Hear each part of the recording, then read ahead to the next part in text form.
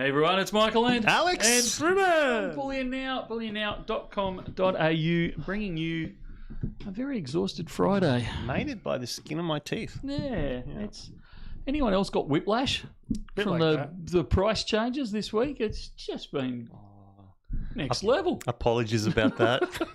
What have you been buying and selling every day or I something? have figured out. I think I figured out, what happened in the system. So I didn't put in, like, I was accused of so many putting in an early invoice because I said I wouldn't do it until the weekend, and I didn't.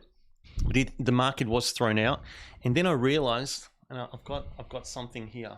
Okay, you left your lucky rabbit's foot at home, did you? No, it was. I almost feel like George Costanza. Are you a Seinfeld fan? Not hugely, but the second best episode in Seinfeld history, the marine biologist, but. The seas were angry that day, my friends. I got one of these. Around 50. And what threw the market off is I didn't buy it and I didn't sell it. I noodled it. That's why it took 2 days for the market to realize what the heck happened. And it just all went in berserk. So I think that's what... So it's still all your fault. It's what we're getting to the bottom of. That's it. Yeah. Unbelievable. Can I have the other one as well? No, I'm not allowed to drink that stuff. Thank you. Apologies to everyone that was caught unawares. Yes, mate. Had to be you. But it's pretty nice finding. That's my first ever round 50-cent piece in a while. Yeah. So that's pretty exciting. Where'd you get it from? Just out of curiosity? Out of a fresh. What do you call it when you crack the? Seriously? Yeah. In the till. So, who are we allowed to say which bank we get it from? Anyway, thank you to whoever packed it in whichever bank that came through. And actually, I spoke to one of the friends of the show, who noodles a lot. Dan, the collecting man. Hello. And I was talking to him about it. And he's found I think only one as well. So I don't think they're that many common, but you still whoever's noodling higher up the chain is clearly slipping. Yeah, well, I don't think there's many noodlers left in the. I'm actually amazed it made it through the automated system. Yeah, because a lot of these things are, automated these days. They're not packed by hand or anything like that. Yep. So I'm amazed that it didn't get spat out somewhere along the way. And it does happen, and I've talked to actually 2 people now who found it in those coin change machine. When you it's at the bottom because it spits it out. If you're getting all 50s, it thinks it's a 20 or something else. So there's now 2 people I've met that had that experience. But anyway, that's the only one you're likely to find because it's still decimal currency as opposed to all the pre-decimal, which I guess that's what separates the States from Australia because they still have that. Constitutional silver in circulation, whereas ours is only a lucky chance now and then for a 50-cent piece, if that. Interesting stuff. It's amazing what you find, isn't it? Yeah. Seeing a few people comment on the price. Was expecting to already be at the bottom, so I was surprised. I thought it was a sucker buying at 30. Who would have thought? 60 is still cheap. I think we're talking USD there, but. Always a good time to buy. So there's a bit of a sentiment of just keep on keeping on, keep plodding along. It's always odd when the prices are bouncing around like this. It makes it tough. It's particularly when everything hasn't calmed down completely. If we'd had peace, if we'd had this, if we'd had that, all kick off, and it's like, we're actually all okay. You can maybe understand a pullback kind of like this, but it seems to be pulling back despite all that. Yeah, it's an odd market. We're all. I don't know why we keep falling for Trump telling us that we're signing a peace deal any minute now. Because we keep falling for that every weekend. With Trump, what I can make out. Yeah. With Trump, well, he gets that from the good old Michael. It'll happen any minute. Just not sure for which Christmas. Yeah, that's right. It's like signing a peace accord is like opening a store in Pakenham. Very, very similar levels of difficulty. Oh, wow. Yeah. We shouldn't make such light of it because it is quite a serious thing. It is, but you know what? If you don't laugh, with someone, exactly, coming from serious stuff like that, you get through it a lot easier with laughter rather than with tears of sadness. But it's an interesting market. It amazes me the number of people that we've had that have cancelled when the prices dropped, and then today, like overnight, the price went up. So all of a sudden, their cancellation was an error. It was the kid that cancelled it. Yeah. You know, you just think, man, how many times can we hear this same excuse? It's just getting out of hand.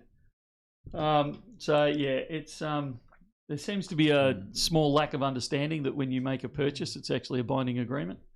And I always laugh that we get, whenever it goes down, people say, "Oh well, you know, you can't expect me to pay it, and you can't." But when it goes up, they expect us to honour it. Like it doesn't go both ways, and you kind of scratch your head and go, "Yep, I've not received." I haven't received any offers of retraction after. Yeah, that's right. After it runs up, that's right. I don't know, mate. I think I'm a bit flat. It's the end of the week, and it's been a tough week actually this week, one way or t'other. I have to say the opposite. It's been a great week for me. Oh, good. It's been a great week. Good. You know, starting on Wednesday is always fantastic. Yeah, you mongrel. Yeah. Well, Monday was a public holiday because I had the Tuesday off, and of course I had a headache for all the day. Yeah. I recovered at night. I'm like, that's my day. So it felt like a waste, but it was a bit of a recharge. So I just came back firing on all cylinders on Wednesday. I've actually stopped telling my body that I'm like I've got a day off the next day if ever I do that, because I'll guarantee you I'll wake up with a cracking migraine every single time. There might be something to it. I might get you to put in an annual leave for me, like randomly in a month, and you just let me know. Then that's right. Just the day before, because you're up at what stupid o'clock in the morning every morning anyway. Just send me a telegram saying, "Oh, turn off the alarm, mate." You're don't worry about it. I love the mental willpower without to self placebo yourself into that. That's I don't know. It's an odd one, that one. So placebo conception. Possibly one of the reasons I don't take days off. Maybe I don't know. Black Hole says had to break the emergency funds glass to buy the new bottom. Do you think we're at the bottom, Michael? I don't know, mate. I honestly, I don't care. Like, well, that's kind of the sentiment a few people were saying is just you keep on going, keep on dollar cost averaging. Yeah. But look, I mean, everyone loves it when they buy at the bottom and it goes up. Like, I mean, that's just human nature. But when I look back over the years, the number of times I've bought at the top of the market and it has fallen, hours later. I remember, this is going back about 10 or 15 years. I picked the top of the market to the minute. Literally, I made the purchase and it started falling and it kept falling for weeks and weeks and weeks. And I couldn't have timed it anymore. And I think I ended up paying, I was really peeved with the price. Anyone wants to know what they were Reese. Okay, so you can go and check the Reese pricing. If you want to look on the stock market and see what I'm saying, I paid about $14 for them. And they've been bouncing around kind of between that $12 and $13, high 12s, low 13, low $13 mark. They've been bouncing around that for the last few months, but they're back above it now. They're back above $15. Did I care? Look, you kind of go, oh, well, when the wife says, "What did you pay for these?" and you go, "Well, about $1 more than what they're currently selling for," you feel like a bit of a chump. But I've bought them probably for the kids. I'll probably fall off the perch and they'll sell them. So do I care? Not really.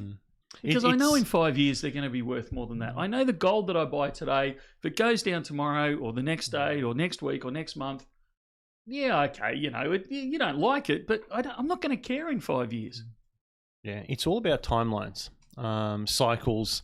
And this is what I get a lot of people asking me in store, like, "Oh, what do you think? Are you worried?" I'm like, I'm not worried because I'm not buying for literally tomorrow. I'm buying for metaphorical tomorrow. Yeah. So it'll come, exactly right. So for me, I was actually super, super excited when prices dropped with the silver. And again, this is what I think I screwed the market over with that noodling because something's happened for the first time yesterday where I bought yesterday. And it went up. So it's reversed. It's like we're in the. You've reversed the curse, you reckon? Yeah. I hope so, but so far I'm at 100% since yesterday. So one ain't bad, So, but it's a win, and you're going to hold it. Yeah. But the thing is, even if you dropped even further, I wouldn't care. You know what I mean? I've got that silver now, and I'll have it for a long time to come. And look, people that are watching this, some people will be going, well, it's easy for you to say because you're you're selling the product. You want us to buy it because you're a bullion dealer, and like we all have a vested interest in that because as we sell, we pay your wages. So even though I own the company, there's a degree of self-interest there for you to say, buy it because it's it'll go up eventually. Yeah. But don't believe us. Look at history. Sure, the future, you can't predict the future on history, but it certainly rhymes, even if it's not a direct duplicate. So go back over history, and with gold, you can actually go back thousands of years if you really want. But go back through the history. Don't believe us. Don't go, well, you're a bullion dealer, I'm not going to trust you. I'm going to go do some research myself, and look at the peaks over the years from gold, and plot it out for yourself. Go, well, if I'd bought at that peak and that peak and that peak, would I be happy today? And invariably, your answer is going to be yes.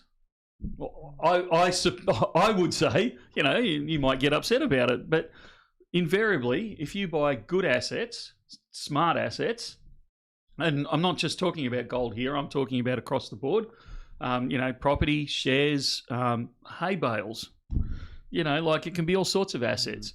You buy them invariably over time. If you've bought a good asset, you look back and go, wow, I wish I'd bought, even though I bought at the top at that point, I wish I'd bought more. So do you stack physical ale bales or paper? Physical, great. You need the space, like copper, see? You need see, I'm in a very fortunate position in that I have a couple of big sheds so I can store it. But, we did this, it's a couple of summers ago now, but we picked up quite a lot of hay bales, and I bought them with, maybe we'll use them, maybe we won't, but I know that come winter, they're going to be good to sell. And sure, believe it or not, I didn't pick the top of the hay bale market wow. or the bottom of the hay bale market. I paid it, and the season, was better than expected, so hay came down. But sure enough, as they say in Game of Thrones, winter's coming, and it arrived, and we sold them for 300 or 400% of what we paid for them. Wow. Because it happens every year, and this happens every year well, not every year. That's a bad term, but this cycle happens where prices go up, prices come down. Yeah, but if you look over time, it goes from the bottom left to the top right on the price chart. It's just the way it works. Don't believe me. Do a bit of research yourself. Yeah, and this is what I say to people. Like, they go, "Oh, do you really? How much do you get?" I go, "Look, I've gone all in my super. My self-managed. So, it's like I did this for myself. And yeah, it is a risk. Yes, all eggs are in one basket, but there's different eggs. There's quail eggs, there's like platinum-y. The variety. There's a variety of eggs. It's not just the one egg. There's some, non-GST. There's GST. There's gold, silver, platinum. I think maybe soon to be palladium. I just got to work out how. I don't know too much about SMSFs and GST items and how good it is versus pure. So I'm going to do my own research, but. I like a little bit of variety, and I believe in it because, as I say to people in just my view, I don't see a better alternative. So, because I believe it, this is what I do, and put in your own research, do your own research, ask a lot of questions, and not just to one person. As I say many times to a lot of our customers that ask me, it's like you ask any one of us in the same shop, in the same dealership, what they do, what we do individually, and you'll get things across the field, right? So, but every one of us does things for a different reason. Yes, you want to stack metals, but maybe, I like more fractional for different reasons, and Brett doesn't like fractionals, but now he does. So now I'm teasing him because it's finally happened. I've turned him around. It's like, I've turned him to, he collects numismatics now as well, which he swears black and blue he won't do. He might argue saying he doesn't collect yet, he just dabbles. But, dabbling in numismatics for Brett is, you don't understand, he's like hell freezing over. So it's a big step. So, everyone will have a different reason for what they do. But this is the reflection on it, where, okay, we all work for a bullion dealer, but all of us, I think there might be one of our employees that hasn't been with us 6 months yet. And there's one that started this week. They probably don't. But I think every single other employee is invested in the precious metals market. Yep. So that I think that says quite a lot. Yeah. So it's not like, okay, I would be worried if I went to say, if I'm new to bullion and I go to a bullion dealership and I go, oh, what do you get? Oh, I don't get anything. I get crypto. I get no, mate. I get oil shit. I invest in what I thought. It's like going to a restaurant and knowing that the staff there won't eat. Won't eat at the restaurant. It's a barbecue. It's a barbecue beef. Extravaganza joint, smoked barbecue meats, run by vegans. I don't. Sorry, but I don't trust it. I don't trust it. Yeah. No, we eat our own food here. We absolutely do. I had to laugh. I had a conversation with a customer today, and they're going, "Oh, I want gold to be right up, real." And I said, "What are you in here for today?" And because they'd given me this whole couple of minutes of, gold. I want gold up here, and it should be up here. And I said, "What are you in here for today?" And he was quite upset that it wasn't higher. I said, "What are you in here for today?" "Oh, I'm buying some gold." I said, "Don't you want the price to be down?" And he kind of looked at me and went, "Oh yeah." Yeah. I thought, now we're joining the links together. And this is why I'm happy when the prices drop, because for me it's a great buying opportunity. It's on special, man. Let's get into it. There's a few people wondering if there's a few people leaving for SpaceX and things like that. Some of the craziness going on there. Noticed if it? That's a driving force, even just with our customers or around the world. I did have one buyback today, in where not all, just a small portion of gold and silver was traded in for some cash to be put on straight away onto the bank, going down to deposit at the bank to get shares into oil. In who? Oil. In oil. Yeah. Oil. Yeah. It's a funny one. But that's the first one that I've talked to that's jumping out of it. We had a couple of years ago with crypto, people jumping out of bullion into crypto. I haven't seen that in close to a year, I'd say. Yeah. But I mean, look, there are times you buy gold and silver and platinum and palladium and rhodium to a degree, but particularly gold, silver, and platinum, you buy it to eventually sell it. You don't eat it as a rule. You don't. I mean, you can wear it in jewelry form, but you don't kind of wear it and wear it out. You buy it to eventually, sell it at some point, whether it's you or the people inheriting it from you or whatever it is. So, buying it to convert it into another asset. I'm one of those rarities out there that actually thinks that can be quite a good idea at times. I know as a bullion dealer, I meant to say all in gold, but it's not a bad idea. So if somebody is selling, I caution people about getting caught up in the hype of like SpaceX float at the moment. Having said that, I'm buying 5 shares, one for each of the kids, but just for the fun of it. But I caution people to get caught up in the hype and and start investing in those things just based on hype. But for you to make a selective, intelligent decision to sell, a portion of my stack because I'm going to put it into a portion of a property or a portion of some shares that I've researched properly, or those types of things, that's sensible investment strategy.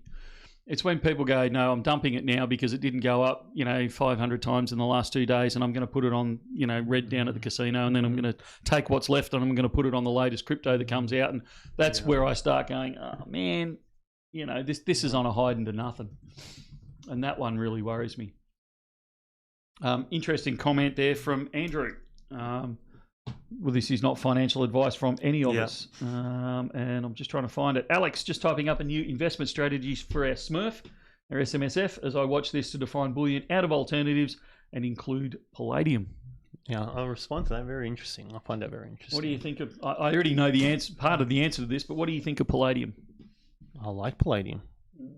I like palladium for other reasons that maybe other people don't like palladium. Is why I like palladium.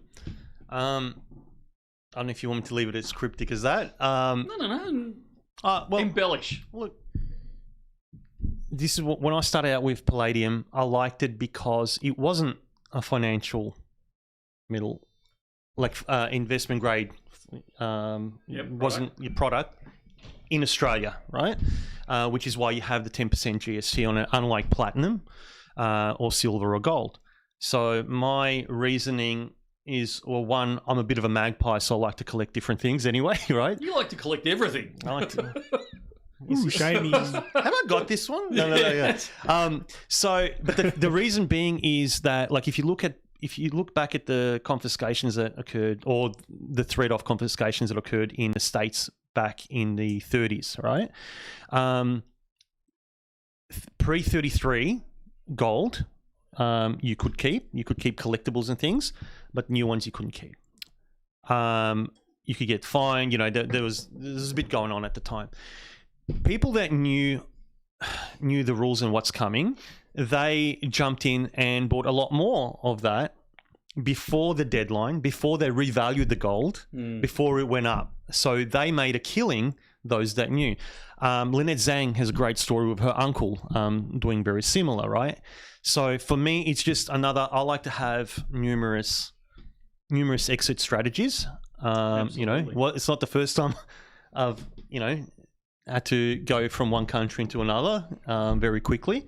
And if it comes ever a time where you cannot sell, or let's say governments put things on critical minerals lists and later on they say you can't do this, you can't do that, there's always, and I mean, certainly being an upstanding citizen, a lawful citizen, I would never recommend this, but there's always going to be black markets around, right? But if you want to do things in the open, do things legally, any time like that, most people wouldn't even have palladium, right?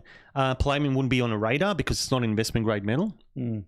So the 10% that I have to pay, I really don't care, because I'm not stacking palladium like I stack gold, silver, platinum. Having it as something for me that's fun, something that I enjoy, and something that is a little safety net. And it's not something that I rely on. It's not something that I'll wager my future on, but it's one of many things like that I do. So it's like the shotgun, you just fire off a shotty and one of the pellets will hit.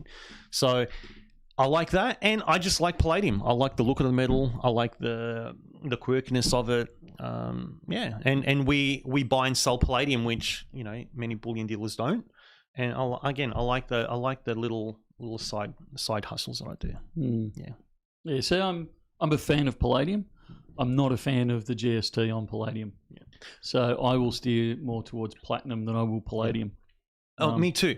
But what I like about that is exactly what you said. Most people will still steer away from it. Yeah. Steering away from it creates a scarcity. A scarcity doesn't always create demand and a high price, which is why I like it, because other people don't like it. People forget.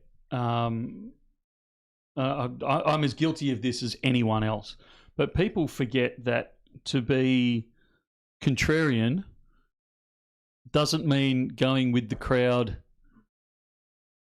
when the crowd thinks it's contrarian. It also doesn't mean going against the crowd just for the sake of going against the crowd. What it means is picking things that are actually unpopular, that have a reason behind them. And palladium is one of those things that you can put into that camp. And so are a lot of other... Leo, ask me a day when I'm not on camera. Sorry, completely threw me with that one.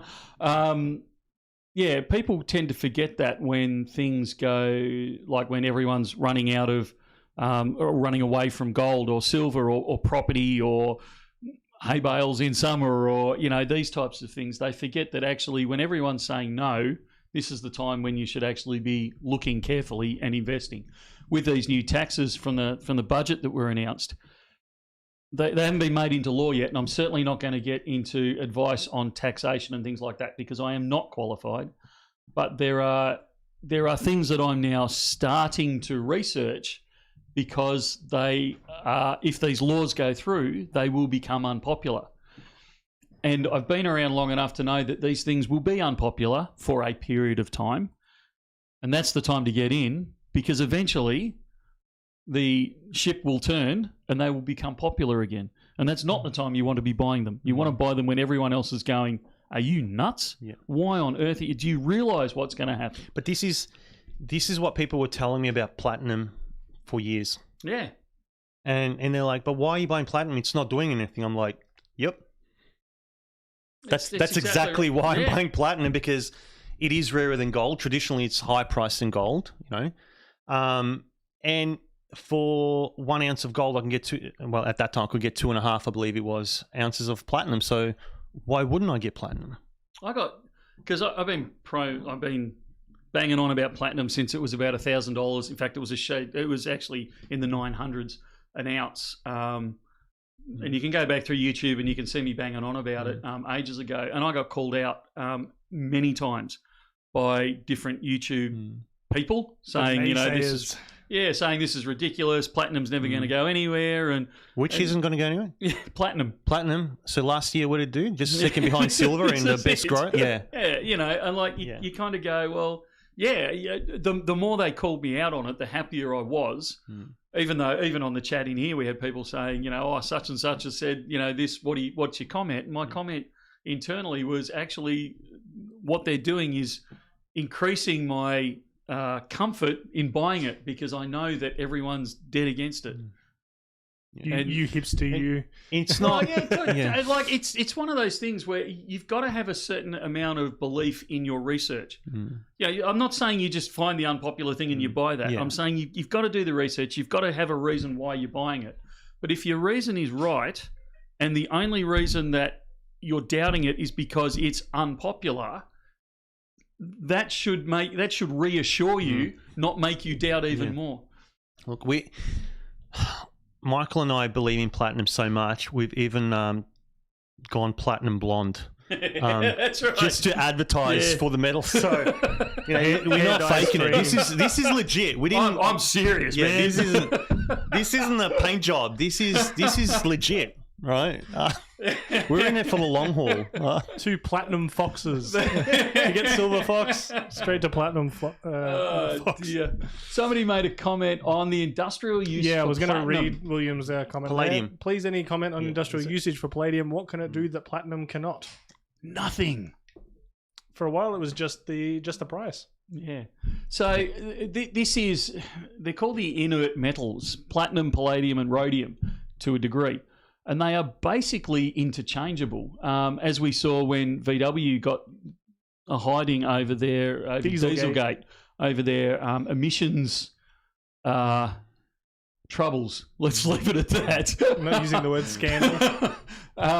So they and pretty much the whole industry rolled from platinum catalytic converters through to palladium, and they, like, as fast as an industry can, they did it overnight. Because they are purely interchangeable. And that is one of the advantages, that they can move back and forward between, platinum and palladium, theoretically rhodium as well to a degree, but obviously rhodium's far more volatile and far more expensive. So not many people replace their platinum with rhodium. But yeah, palladium and platinum are very interchangeable metals. And again, I'm not a chemical engineer or anything along those sort of lines, or an industrial engineer, but my understanding is they are fairly interchangeable in most scenarios. And, I know you said overnight, a bit of a swap, but it would still have to exceed it by enough before enough of them then went, we should probably swap back. Well, yeah, I mean, in the car industry, you've got to look at complete retooling. Yeah. So, it's not literally just flicking a switch, but some other things are. Medicines can't. Because a medicine is licensed based on its current compounds. Yeah. If you change one of those compounds, you've got to go, and again, I'm not a medical technician, but my understanding is you've now got to go through recertification. Yes, it may not be as hard as the first time round, but you've still got to go through the process. So it would have to be a heck of a price difference before it would be worth going through all that hassle. Have you registered to bid in the auction, Michael? In the auction. Actually, I have, but that's because I have to run the auction. No, this is a different one I'm talking about. This is the auction for the Boot of Cortez, the largest surviving natural gold nugget found in the Western Hemisphere. It's kicking off tomorrow, literally. I think. Yeah, there you go. For an opening bid of $1 million US. Sorry, say that number again. The opening bid is $1 million USD. Oh, okay. Yeah. I heard million with a B. Oh no! Wow. Okay. I went, what? Have you got a link?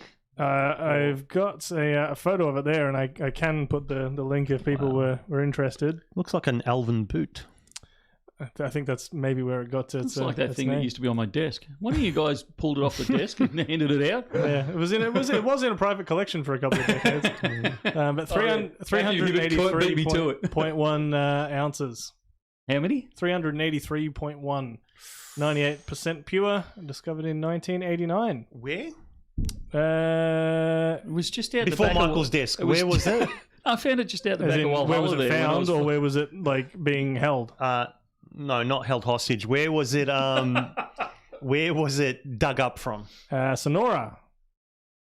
Where's Sonora? Next to West Sonora.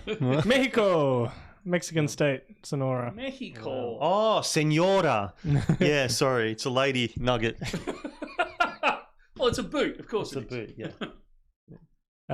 But yeah, very, very cool item. Not the kind of thing that moves around very much at all. Unseen by the public for nearly 2 decades, they're quoting on there. 330 ounces. That's a reasonable starting bid, really. That's pretty good. Considering it went, the last time it was put up for auction in 2008, it went for 1.3 million then, and I was looking, and I think we're about 2008. In 2008. What are we, 3 times that price now? Well, that's it. We were ballpark, I think, about no, even more. I think we were ballpark $1,000 spot. So it's about 5 times that now. Yeah. Yeah. Okay. So I think they're fairly safe with that with that opening bid. Yeah. I'll take it. It'd make for a great set piece on stream, Michael. That's what we're angling for. Yeah. Oh, we need something as Forget a display the 400 piece. ounce bar. Yeah.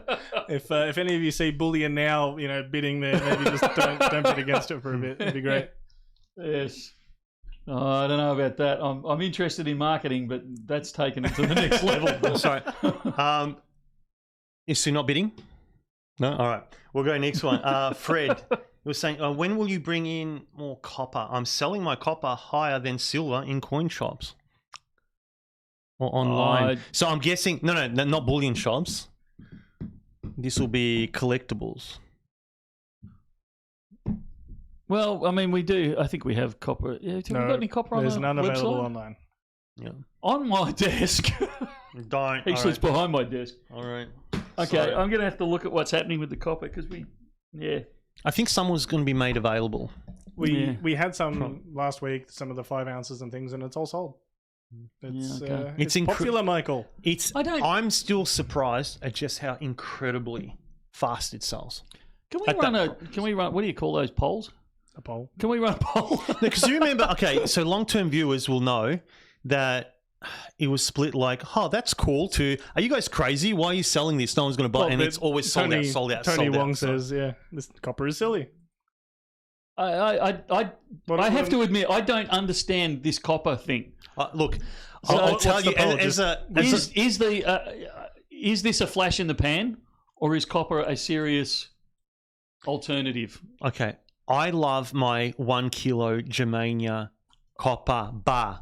I totally understand that one. I said bar, not bars. There's no plural at the end. I have it. I keep it. I love it. For $100-ish bucks. For my daughter, I got the 10 ounce, so she knows, the difference in metals. It's cute. So she differentiates between different metals. It's not a precious metal. There's a discussion there. Copper bar. I don't stack. But I understand at this price point. Look, if somebody said to me, I've got a kilo bar, I've got a 10 ounce bar, I've got a 5 ounce bar, I've got a dozen 1 ounce coins, I'd get it because it's a cheap way of getting a cool item. Okay, it's expensive if you compare it to a copper tube down at Bunnings. Let's get that one out the way with for a start. But for what it is, it's like it's a cool centerpiece, and I get that. And some of these ones, and we may be part of it later on this year, but some of these where they'll bring out, Perth Mint is not doing this, but I'm going to use it as an easy example. Perth Mint brought out, the kilo kookaburra, the 1 ounce kookaburra in silver, the 10 ounce kookaburra in silver, and they brought out a 1 ounce copper kookaburra. When's that coming out? It's not coming out. Don't do that to me. If they did that, I'd go, that's really cool. I'll buy one of those because it'd be $20, it'd be $25, whatever it was, and that's a cool way. And I wouldn't care if my grandson grabbed hold of it and opened the cap, like busted the capsule and stuck his fingers all over. It wouldn't worry me. It's a cool thing. And I completely understand getting one.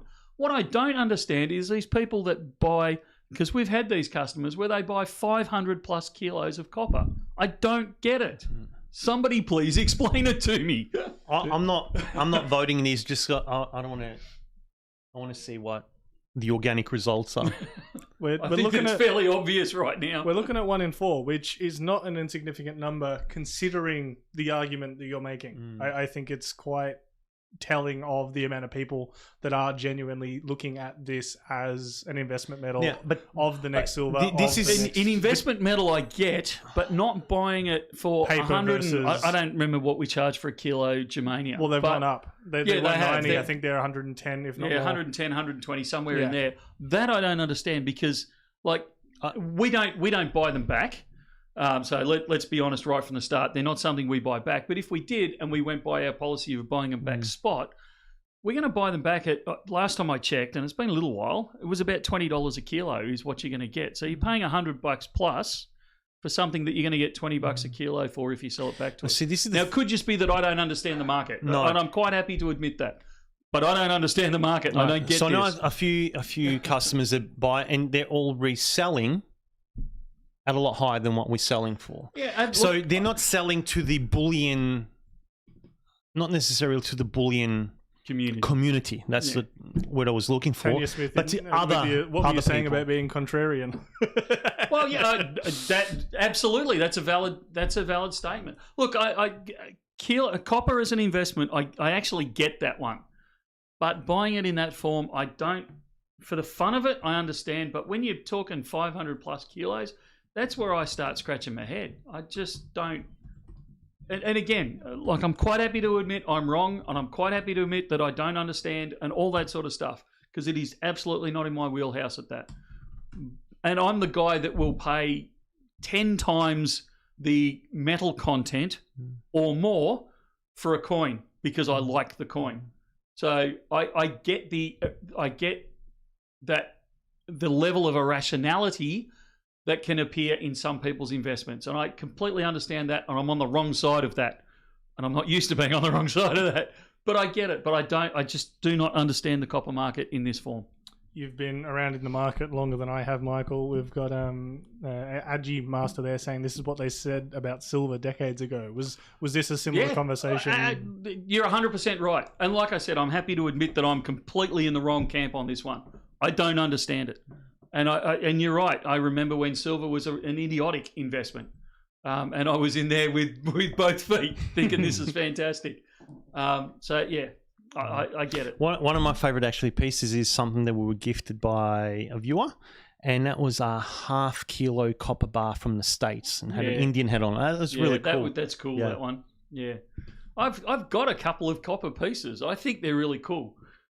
But they're cool. I've got a lot of copper pieces. 1 and 2 cent pieces. Yeah, that's mainly. right. My wife's got, when I married her, she came complete with like 30 or 40 kilos of 1 and 2 cent coins. Wow. Was that your dowry? I don't know what the heck it was, but it was a mongrel when I had to move it, I can tell you. Wasn't happy. We need to move on, Rubes, before I dig a much deeper hole, not only here, but back home with my wife. Totally fair. There was someone talking about numismatics earlier. I was seeing if I could find that, but also a request to top up the unallocated grams of gold on the website, which is a little bit harder than normal this week because our stock guy isn't listening in like he normally is. So yes, hopefully we can we will get to that. There's always a bit of a process to doing it because, as we keep banging on about, it's backed physically, so we just like to make sure that everything's in place before we release more onto the web. People are asking before basically what people were actually purchasing through the shop this week, if they were buying, selling, and someone else there saying any platinum buyback through this week. Coins disappeared when I was going to buy. Matthew Hibbert, wouldn't be the first time, and I guarantee you it won't be the last. I was just going to respond to that. I was just going to respond, what do you mean tonight? That's right. I frequently stick my feet in both of them. Buybacks. First of all, buyback platinums. We've had a few in. We've had a few in. Some say came in. bucket loads, No. but There's been a few buybacks in just recently. And in general, buybacks versus Sales, we're still selling more than we're buying back. I was going to stop you there. No, we can't go. I was going to run another poll. I was going to We ask can do people, 2 in one stream. Yeah, I know, but I was going to say to people, what would you think would happen? Prices down. Do you think buybacks are up or down? That's a good poll. Prices are down. Guess what? Buybacks are up. If you're worried about too many polls, let's have a poll to see if we can have more than one poll per stream. Yeah. Which it always amazes me. Like I've been in this industry for far too long, and it always amazes me that buybacks go up when the price goes down. So yes, buybacks have gone up, and I would say the number of them's gone up. Although that wouldn't be hard because we were going through a bit of a dry patch with buybacks. But the size of the buybacks have gone up. It's we're absolutely still getting the 1s and 2s, but we're seeing 10 ounces of gold, 20 ounces of gold, 200 plus ounces of gold in some cases. So whereas that would have been an interesting buyback. I bet it was. I don't actually remember. I mean, I could look it up, but I don't actually remember the last 200 ounce plus gold buyback that we've done. I would almost hesitate to say that that's the first of that size. Actually, that's the first or second one this year. You stand correct. It was just over 300 ounces. Well, the one, today's one. Just like it. I cannot think of another one that size this year. No. Whereas you go back 12 months, like there wasn't every single day, but it would happen. It was moving. A couple of times a month we'd see that. So it's interesting to see that it's happened now and what will happen moving forward. They also go quick. Gold's been going quick. Gold's been going quick, coming in and going quick. But it's absolutely been going quick, and it's still going quick. But to see that level of buyback, it's been a while. It's been a while. And no, I don't have a new laptop. This laptop I'm thinking of trading in. Yeah. So it must be 5 years old. Amanda Ali 77. Anyone selling their metals with where they are going in value is nuts. Maybe, but I never said that was all their metal they were selling back either. This is true. Yeah. But also it depends. Again, it comes back to it depends why they're selling it. Am I selling it because I am, going down the pokies or going down the casino to put it all on red? Yeah, I'd probably agree with you under those circumstances. Am I selling it because I've found a really cheap house that I can buy and renovate and, increase my investment and then come back to gold, in 12 months' time? Only time will tell if that was a mistake or not. It just depends on what you're doing with it. There's been a few queries about individual products throughout the stream, Michael, so I thought I'd batch a few of them together and hit you with them one after the other. The half-ounce Perth Mint Platinum Eagles. Have we still got any more of those? This is the Eagles. Sea Eagles? Yeah. Yes. What were they? The bald-bellied sea eagle, something funny like that. There's still there must be more left because there's still a roll sitting on my desk. There is. I know because I just had a look in the shop. On the web? I don't know if all the web ones are sold out. I know we have some in the shop. I sold 4 just before walking in here. So and there was a couple of rolls left. I like that comment there about the 300 ounce gold buyback. Means we totally could fit the boot of Cortez into our budget. That's we're within there's a big difference between our advertising budget and our budget to buy things to sell in the store. Come on. Okay, what if they bring it back? Well, can we at least pay close to spot for it? Someone else was asking if we had heard any info about the American silver big delivery. Yeah, it's if anyone at EDC is listening to this, if they could stick their nose downstairs and see if it's turned up, but it's meant to be delivered today. That's exciting. So does that mean we're doing a massive unboxing next week? Gonna see me in the bathtub with wow. all the. No, we'll do something. But yeah, it's a couple of pallet loads has turned up. That's great. Well, I don't know if it's turned up, but it was meant to turn up today. That sounds like the unboxing might best be done out there because I don't like. I'm not carrying it all the way in here to do a flipping unboxing. Right. I can tell you. We'll do an unboxing there. Yeah, we don't have a forklift here, mate. Might be out at EDC sometime. Yeah, well, that's great, but if the forklift driver wants to pick it up and carry it up the elevator, he can go right ahead. Closest I've got is a fork on me. That's about it. But yeah, if you do an unboxing there, I might have to pop down for a visit. Yeah, no worries. That's awesome. I can't wait. I'm seriously so excited about that. I'm actually incredibly excited. Number one, because of the amount I've spent on shipping to get it across here. But just at the potential of getting whatever, you know what I mean, is just exciting. Yeah. Probably not as exciting as what I had with the Luna Series 2 that we were unboxing. That was epic. But yeah, there's some. I don't know if to tell you the story on camera or not. You want to try? You can always beep everything out. Edit? Live edit? Yeah, ask me off camera. All right. All right. And people watching can ask me off camera, and I'll tell you the story. There's some excitement there for the big old unboxing, Michael. So yeah, definitely think we need to do that. So I just wanted to touch on one from, and I had it, and it's gone. Andrew and Kath, right? Talk about gold going quick. Why this year do you think the 1/10th Alien is still available and seems to slow to sell by the numbers? Previous years' ballots for them. Andrew and Kath, last year's went a bit slower as well.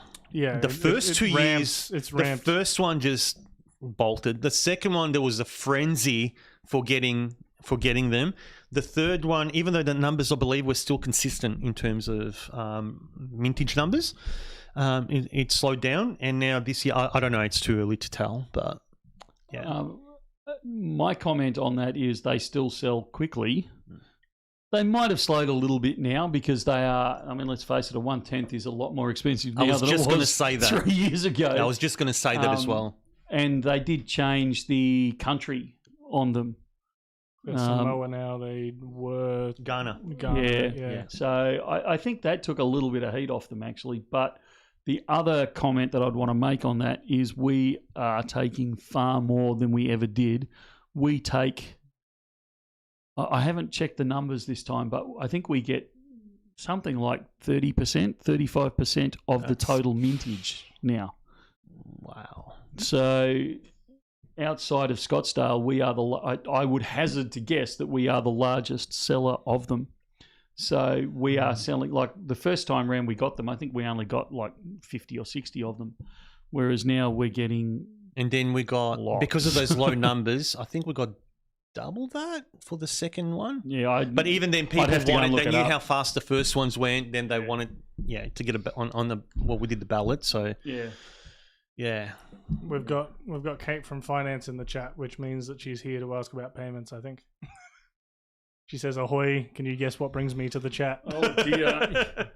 I'm going to have to disappear off camera for a minute because I don't have my phone with me. I can't approve payments, so I will return momentarily. I thought it was strange we didn't hear his phone go off in the background while it's live. Something did feel off. That's what it was. One for you, Alex. Interested to know your thoughts on this. Vaughn says, curious, have you ever considered doing a public unboxing, doing it live in front of a bunch of people? Actually talked about that before. Well, I think it was off camera. We'd have to, intensify security. Look, I'm always more comfortable with that with a machine gun nest on either side of me. Well, to be fair, basically all the security you need is Michael with that unboxing knife. Just you just stand back. No, we have, and a few people have asked about doing something similar, going out and just doing a live stream in front of a live studio audience. That's it. Which I think would be cool. Certainly different feel to it. But we have the technology. We do have the technology, and it's something maybe to ask again in rapid fire when Michael's back. Odd job asking about if anyone is making World Cup 2026 coins or rounds. I think that's what they had some half-ounce FIFA ones through Little Coin Shop in the last couple of months. I think they've kind of already done them in kind of lead up to it. I don't think they're still available. Yeah, because it might be a little bit late at the moment for someone to bring that out. but I don't think there's any bullion ones that I know about for the World Cup. No, the only ones I've seen, I remember in 2014, I think it was the Perth Mint that made, Perth Mint, I believe, made the half gram for the World Cup. Looks like US Mint might be Royal Australian Mint says made, Steve. I think it was 2022 half gram women's football cup. Yeah. Okay. I just received a message from one of the chief gurus down at EDC, and they have arrived. Well, hey, All right. we're on here for a big old unboxing, by the looks. So it sounds like a good idea to me. Okay. Wow, we spend a great. lot of money. Will that US silver be sold at buyback price? I don't even know what it is yet. Give me half a chance. How much is it, Michael? When is it going up? We just bought it because somebody was trying to unload it, and we thought, well, that's a good price, so I'll have it. If I'd realised what it was going to cost me to ship it over here, I probably wouldn't have been quite so keen. But it's here now, so we may as well enjoy it. Yeah, but it still hurts. I can tell you that it Yeah, still that's hurts. Last batch of those rounds from the US, we got a mixed lolly bag, but there was one cardboard box that just had a mix of everything. Yeah. And that was the best box out of the whole half ton. Yeah, it had everything. It had the Ukrainian Archangel Michaels. It had Serbian Nikola Tesla coins. It just had everything. So yeah, I'm certainly looking for something like that. Are we getting the coloured legendary warriors through? Sounds like Matt might have beaten us to the punch on them. Yeah. The legendary warriors, the coloured versions from memory, they did a 2 ounce. That's why they were already out. The 15. That's why I knew what was coming up ahead because they already did the 2 ounce versions of it. I don't know if that's this or if this is something else. No, I think it's that. Unless I'm mistaken. Yeah, so this would that. be the old ones. And then they redone it in 1 ounce, but just in brilliant uncirculated. Yeah.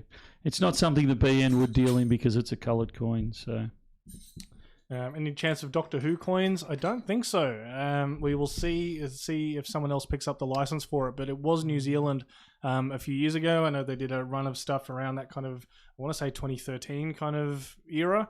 But I haven't seen anyone else pick up the license for that recently. So sorry, when you said that, did you automatically get the 70s Doctor Who tune?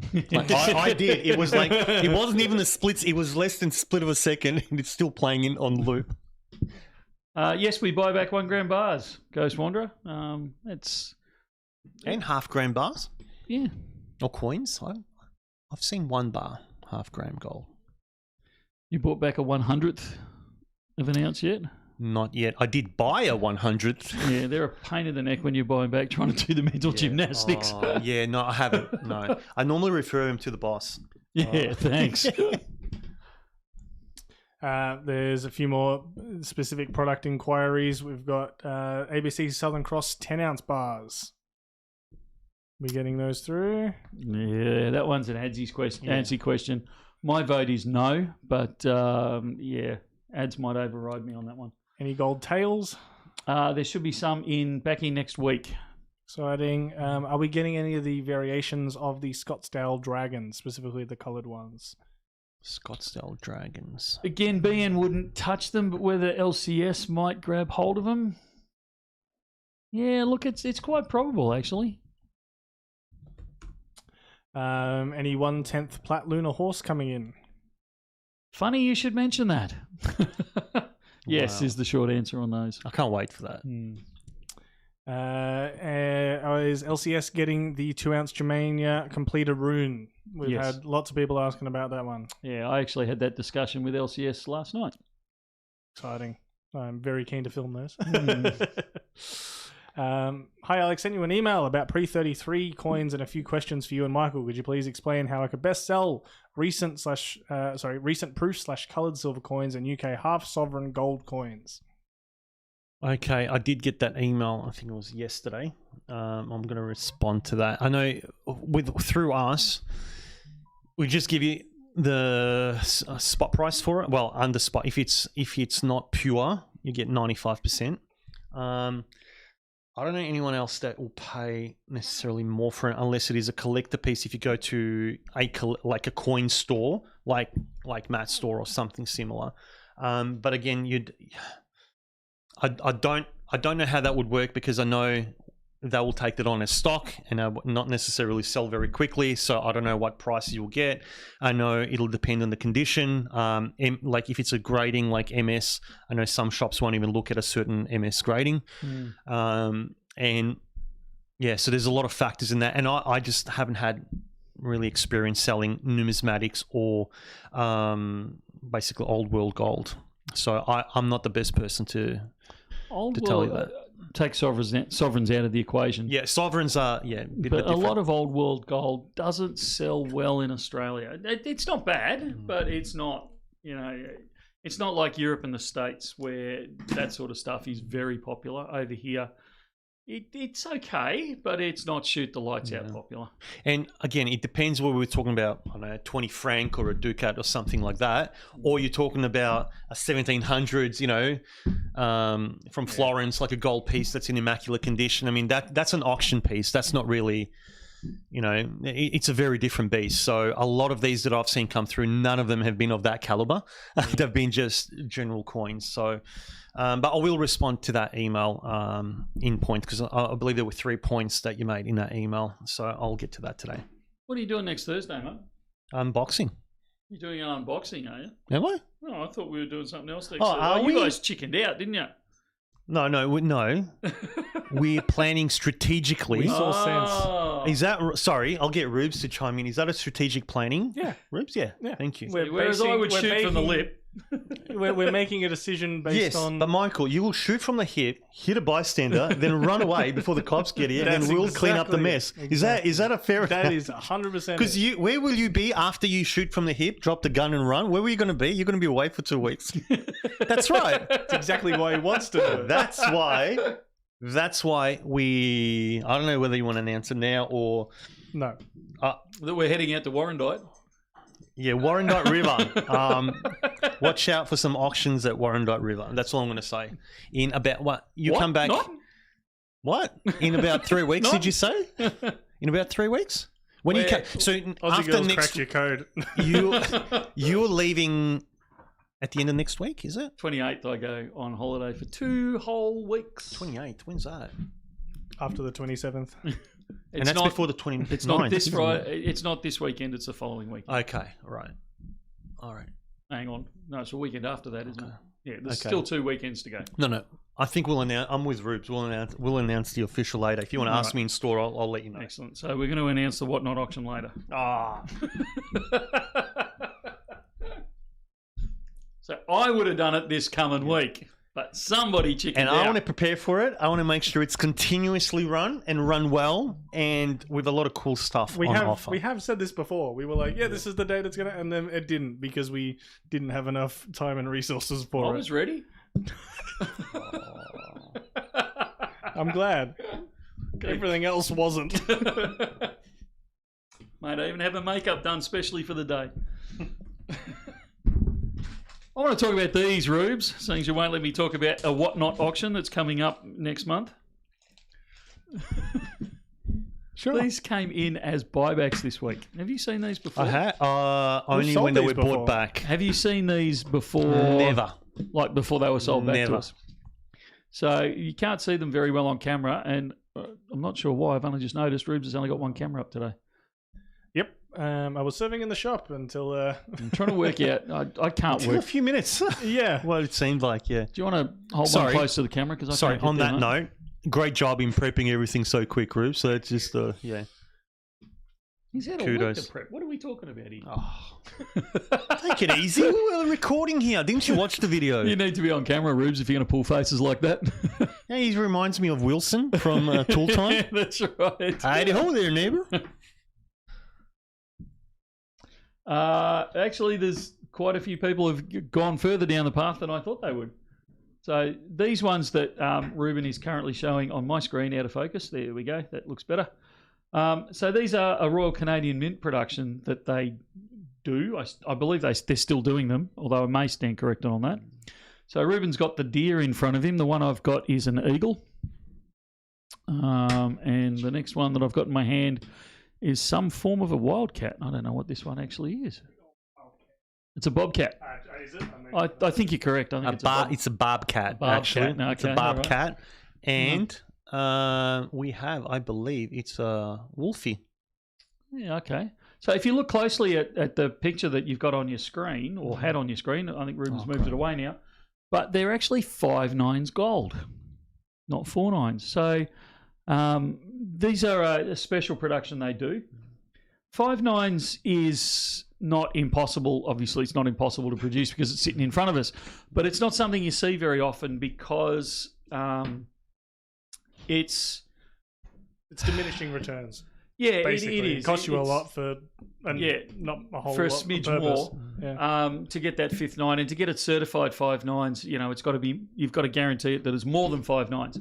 A lot of modern refined gold is already 5/9s that you'll get through if you do the proper assay testing on it. You'll quite frequently, with modern techniques and modern machinery, the precision is usually 5/9s, but it's not very often people will actually stamp them. So the Canadian Mint does these special production in 5/9s, and I think they do one or two other things as well.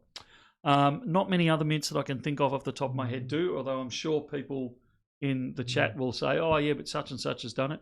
There was a mob out in South America that did 5/9 silver, and I meant to bring some of mine in, because I've got some of their macaws, and they did a couple of other animals as well in 5/9 silver. And they are the only ones that I know that have ever done that. And it's a little bit of a something nothing. I think it's really cool. Like, I love these sorts of things. But Alex is 100% right. Or Ruben might have, one of you said it, it's diminishing returns. I think Rube said it. Yeah. I'm still right, but Rube said it. That's right. It's a bit of a gimmicky thing, but I really think it's cool. Yeah, that's actually right, Silver Ruger. The 100 kilo coin that was stolen was 5/9s. I like the moose, eh? Hey.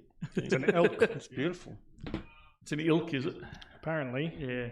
So it's just a cool thing that's out there. Well, these were sold back. They'll probably go back into the buyback stub. Now I've pulled them aside for live stream.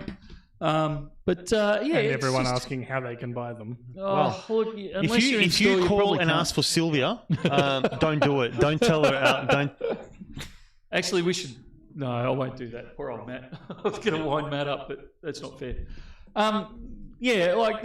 They're good fun. Apparently, I entered a tunnel. What have I done? Apparently, I'm not sure. Yeah. Okay. It was just something to highlight, something different that came into the store.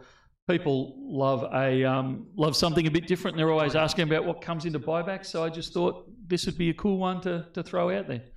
A bit of my bent for a while. I do like these. And the Royal Canadian Mint, they I'm very parochial, so I'll say the Perth Mint is better, but they do some darn good stuff. They do. You know what else they do, Michael? They used to do palladium maples. Just throwing it out there. Yeah. But who'd buy them? Yeah. All right. So another poll, Rubes.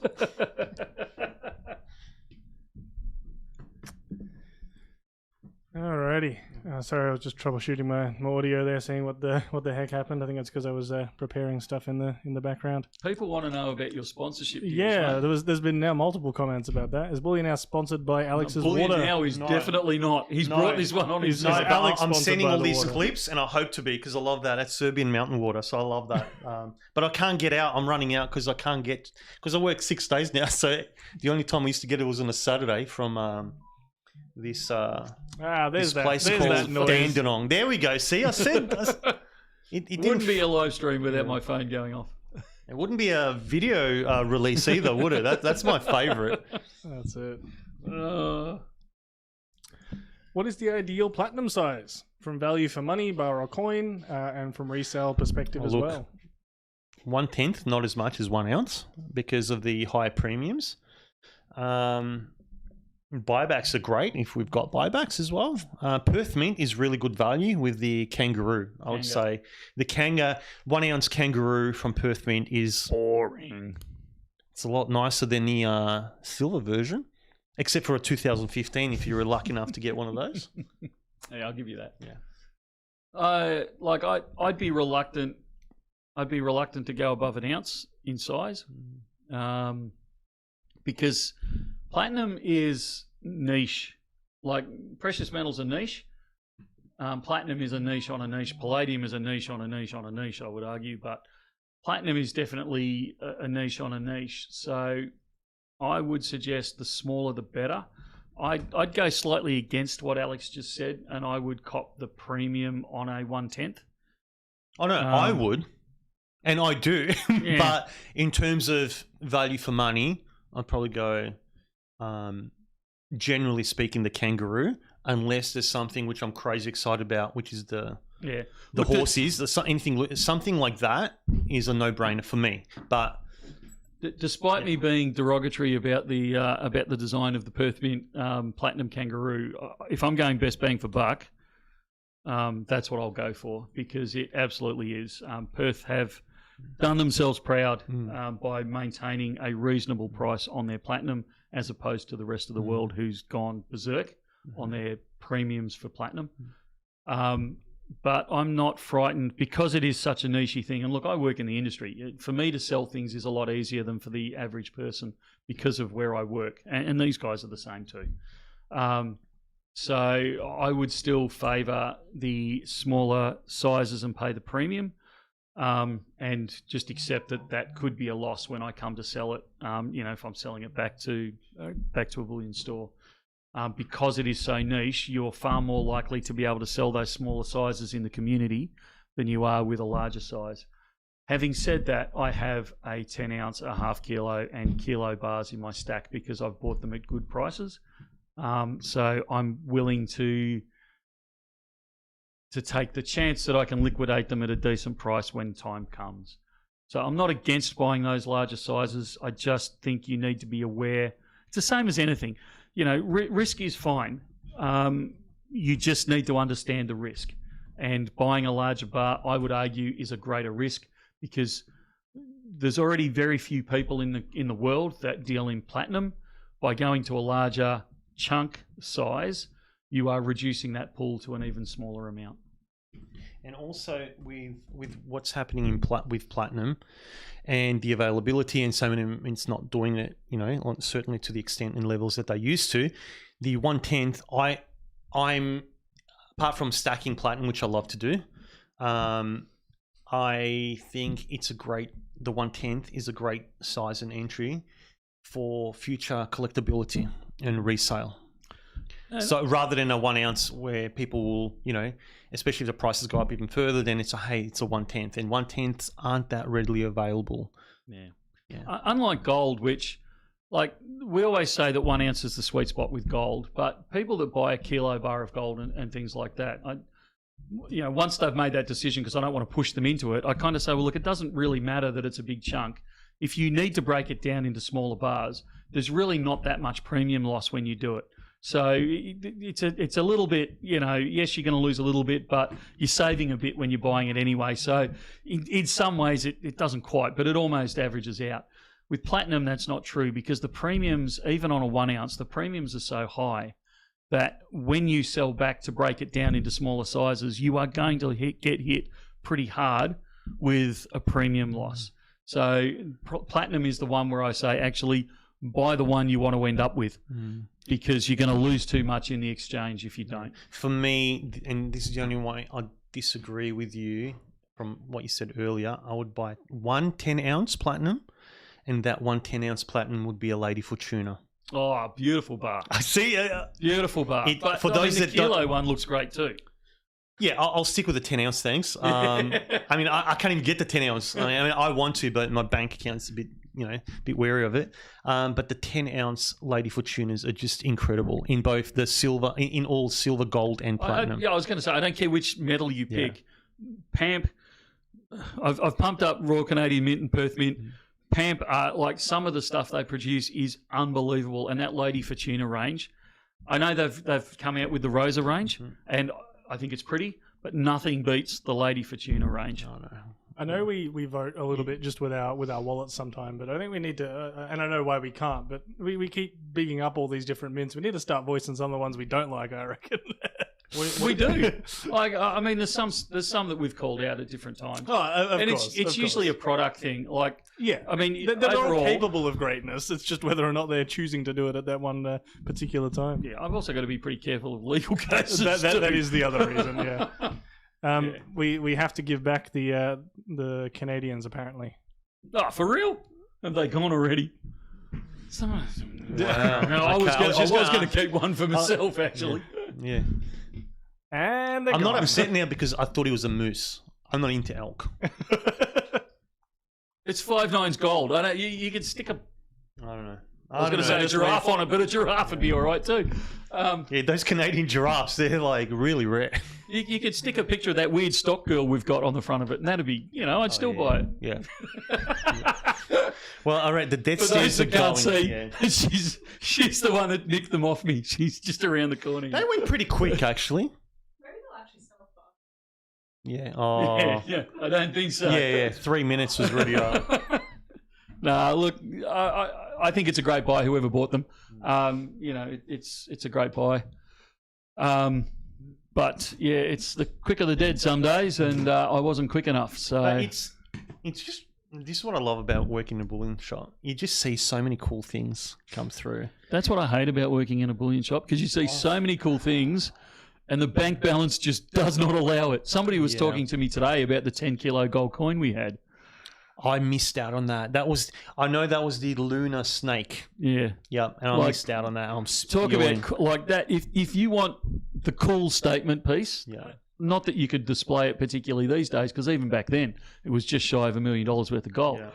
But like you want a statement piece, a 10-kilo gold coin, that is a statement piece. Like far out. You can't have it all though, and I think we are in a very blessed position to be able to say that we've seen a lot of these items. The other one that comes to mind and held close. Yeah, the other one that comes to mind is the one. kilo wedge tail. That again, I think they only made 10 of as well. Yeah, that was a stunner. It will disappear, and we'll never see one again. And it's cool. Unless it comes through as a buyback. Oh yeah. And you're going to buy it? No. No, that's right. We're getting a one-of-one gold product in the probably around Christmas. Yeah. That will put your hair on end. Be very cool to say that we've had some interaction with. Yeah, I'm really looking forward to being able to talk about this. When I started working here 3 years ago, I just said, you're going to get to a point. You're mentally broken, financially broken, but after you recover and scar tissue, mental scar tissue and emotional ones heal, you will enjoy just holding it temporarily going through your hands, and you'll get some satisfaction. And I think it was about 3 months after that where I started getting into that zone. Recovering. And just like, this is beautiful. I think I know someone who might love it. You know what I mean? Or I know this, this person will love that, or whoever the random person that I'm filling when I used to do when we used to do the pick in Melbourne for the online orders, and just get to do the variety and see that and going through your hands. It's actually just wonderful. Yeah. It is. It's funny watching particularly new stackers that start working here. Yeah. But it's funny to watch newbies coming through, and they're not sure about it. The first week, they don't kind of do much. The second pay packet, 20% of their pay packet goes on precious metals. The third pay packet, 50% of it goes on precious metals. The fourth pay packet, 80 to 90% goes on the precious metals. The fifth pay packet, none of it goes on precious metals because they're paying rent and all the debt stuff racked up and all that with the wages they haven't been able to spend. And that's where the breaking in starts. Yeah, it's bittersweet. Yeah, it's very much so. And then you're buying 1-ton coins and boots of Cortez. I would, if Perth Mint wants to sell their 1-ton coin, they need to give me a ring. Mm-hmm. I reckon I could fit that in the advertising budget. But we can't fit the boot of Cortez. I'm not sure how that's mathing, but I don't know. You got a bit more of a connection to one. Yeah, well, there's GST on the boot. I'm not into giving the government extra money. No, But is it a natural nugget, Michael? Yeah, but it still incurs GST. Nah. Very good. Would love to see Perth Mint do something with the 1 ton. Whether or I not. don't think it's happening. No. Oh, well, get when they accept the or finalise the offer that we've made to take over Perth Mint, we'll make sure it's part of the deal. Not sure people are sure where the joke stops with that and where we're actually going to be looking at doing it. Is it part of the Bullion Now empire? No, you'd be surprised. All right, what else have we got? Lots more questions. People commenting about how the shelving would go for that 10-kilo coin. It would kind of No, we'd have to buy it with the actual safe display / display safe. That's one of the best things I saw it. Yeah. That's just, it's amazing, isn't it? Yeah. For those that haven't seen it, it just revolves slowly around, so you get the full view of the giant gold coin, and then at the end of the day, it just goes into its own safe, which is I just think it's just brilliant. Wouldn't the boot be a permanent part of the unallocated pool? Sounds like he's talking Kiwi for boat. The boot. The boot. Out in the boot. Canadian. Or maybe. Look, technically it could be. Yeah. Well, maybe we should dust it off and... actually, it's not a bad idea. Stephen, and I'm guessing a few others, are very anti you potentially buying the Perth Mint because you would raise the cost of the silver kangaroo. First thing I'd do. That's threatened to do many times before. First thing I'd do. That'd be a definite. That is not cool, Michael, says Stephen. Not cool. Yep. No, that is absolutely the first thing I would do when we take it. When. Someone asked before if we're getting in different Lady Fortuna in different metals and sizes, or if we'll be looking at getting those in. Yeah, I mean, we bring them in. Pamps are... They're not the easiest supplier to work with, both on the fact... Well, they're on the other side of the world. That doesn't help. The fact that they do very, very... Particularly with their, platinum or silver, things like that, they do very select runs with them. So they'll do a run and they'll say, right, we've got 1,000 of these. And you buy a chunk of them, and then when you go back and say, look, I'd like some more, they'll go, well, they're sold out and they're not back on the production line for X number of months. So it's kind of like, crap. So they can be difficult to deal with, and they're also, they're not super fast at times. They're hard work. We're actually in negotiations with them about how to improve that. I was hoping to be able to announce something a lot earlier, but we're in the final throes of being able to announce something, I hope, with them where we're going to have far better access with them. So we will, hopefully later this year or into next year, you will actually see far more of the Lady Fortuna in our stocks and on our website. Yeah. I'm not getting into this, but yeah, Oddjob's not far off right. You need to stay it's neutral. Oddjob. I'll leave it there, mate. I think you've summed it all up. This person asked this question a few times. Sorry, I haven't mentioned it, but it sounds like they picked up one of the new silver sovereign proofs, and they're contemplating turning it into a sovereign ring. Thoughts? Yeah, Look, I'm not against that sort of stuff. It's not for me, but I've seen it with gold. I've seen gold sovereign earrings and rings and necklaces and pendants and all those sorts of things. Does it make sense for a newly released numismatic though, and particularly the first of its kind? Like, is that likely to attract then more, potential value, or are you shooting yourself in the foot? No. I'll answer that after you answer. Now you have got me throwing Canadian accents on things. Shooting yourself in the foot. In the foot. Shooting yourself in the foot. Shooting the foot. Look, no. If you were looking at this from I'm trying to increase its value, absolutely not. That's not why you do it. If you we're doing it for pleasure because that's what you want to do with it, and that's how you want to display it, and that's how you want to wear it. I think it's a great idea for you. It's not me. This is not my. This I is don't wear not jewelry. There's no necklace or anything like that. This is not that's me. fashion advice, everyone. Well, all right? They certainly don't come here for that from any of us. Do not come to me for fashion advice. Just ask my daughter. It would be your biggest mistake on earth. I have no concept. I'm not colorblind, but I may as well be. I have no concept of any of that sort of stuff. But if that's the way that you want to display, wear, enjoy your quarter-ounce silver sov, then more power to you, mate. Go for it. I think it's a great idea. Yeah. The more interest, the more ways we enjoy our stack and our precious metals, I think the better. Yeah. Get out and do it. I was going to say pretty much the same. If you, from an investment point of view, if that's why you got it, but the question is, why did you buy it in the first place? You want to enjoy it? If that's how you enjoy it because that's what it's there for, Are you going to turn everything into that? Probably not. So if you turn one or two or however many you want, and if it brings you joy, it's like, I sound like Con Murray. If it brings you joy, does it spark do joy? It. Does it spark a joy? If it does, do it. Too many of us put our stuff in the safe and let it gather dust, and we don't enjoy it, and that's terrible. Yeah. No, I'm not suggesting you drag all your gold out and display it on the front lawn. That's not what I'm meaning. But no, backyard only. That's take the pleasure in your stack where you can, because there's enough seriousness in life.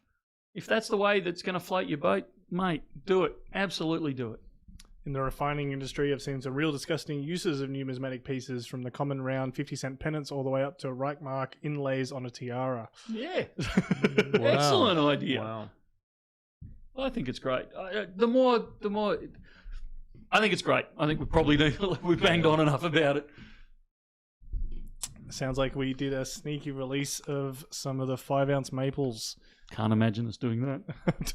It wasn't me. Was it intentional? Yeah, it was. We had some left over. I can't remember if it was a cancellation or it was just stock we'd held back. But yeah, Adam just slid them out there nice and quietly. Don't think we've heard anything about the Tudor Beast still from Royal Mint. Oh no, I've got to chase that. Have we heard anything about doing a catch up with Royal Mint, either in person or even just as a virtual meeting? We've had a virtual meeting with them fairly recently. A virtual meeting that we can record and put on the internet. Then. Yeah, look, that was all meant to happen, and then the Middle East kind of got trumped, and pun intended. Yeah, fully intended. Yeah. And so it all got put on the back burner. They weren't keen on travelling here, and we weren't keen on travelling there. So, it kind of got held up. But look, we're meeting up with them in the US in late August at the, what's it called, Rubes? World Fair of Money, or I can never remember which way around they do it. It's the World Money Fair in Berlin. The fairest money show in the world. Yeah.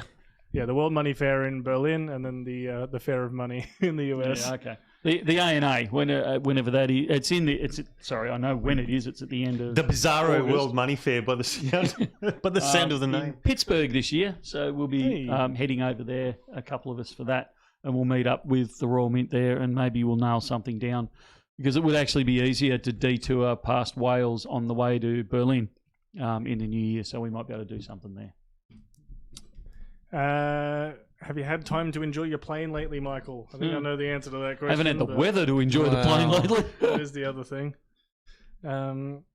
What was the Perth Mint's 1-ounce silver coin before the kangaroo? We had the 2015s on last week, the first year that they didn't really have one. They did them. Hopefully a few people have had them flow through to their stacks and pick them up and find them cool, but yeah, did they just no 1-ounce silver as a generic coin? Not as a. I don't think as a consistent bullion coin. They obviously made so many different like collector pieces and boxed items, but none that come to my mind. Yeah, they kind of they did the Lunas, they did the Kookaburras and that sort of stuff, but they didn't have like a run of the mill. Because they were all encapsulated, which is also what set them apart from other mints, for the most part. To be honest, I'm Googling it right now to see if I can find anything. But well, that's it. I know for the gold, it was really kind of a transition from the nugget to the kangaroo. And so, if anything, I would have said the nugget, but that was only in the gold. They didn't do that as a silver thing. I know, as a standard series, the Kookaburras started in 1990. But yeah, I don't know what was before that in terms of a regular. Yeah, Mike's Recurring saying there, series. Kookaburra is the longest running. Yeah. But it didn't really fit the same role. Holy as- mackerel, the 1990 Kookaburra goes for a lot of money. Mm, I got to look these things up more often because we had one in our buybacks the other day. in square cap too. It's made its way to. Somebody's obviously made a good banner. I literally fed the cows before I came to work this morning at 4 a.m. And somehow I've got hay on my shirt. Still. Or you're counting your stack. That's right, counting the haystack. I was out there. Sorry, like Uncle Scrooge, but in hay bales. Yeah, that's it. Shout out to Paul watching live for the first time. I love shouting out people that you got to have something different for actually joining on live rather than watching afterwards. So Yeah. hello to Paul. Tony Wong, that can never be said enough. Best security is tell no one. Tell no one what. That's exactly right. That's the best security. It is the best security you can get. Melbourne Stacker, I don't think you qualify as a first live stream viewer. I think. Yeah, sorry, mate. But hello anyway. What's the next? Oh, sorry. Did you get that video that I sent through to you this morning, or was it all too late? No. What did you send it on? Because I've been having phone problems. Teleogram. Did you? At least I thought I did. I did not get a message from you. Actually, no, because it came from one of our non-users of that's in the company. I bet it went via... Yeah, I've been having by phone text. problems, so I wouldn't have got that. yeah, I sent it to you via text. Yeah, That's a good enough reason. Oh well, whatever it is, can we Next week. We can touch on it next week. It's Perfect. not time critical. And konnichiwa to Jamie Frost. The man in Japan. The man in Japan. What a legend. Michael, can you also fly helicopters? Very, very badly. Very badly, still better than no. Yeah, that's it. Yeah. Although, is it with a chopper? Well, yeah. No, look, I mean, last time I flew choppers, I was a very competent aerobatic pilot. I'm pretty rusty these days. I'm gentleman's aerobatics only. And it was humiliating how badly I flew that helicopter. Wow. So, Got any footage? No, thankfully, Okay. although Casa almost got, like the accident investigation branch almost got footage. That was embarrassing. Going for And the worst thing black was, box. one of my students was sitting beside me. He was a classic.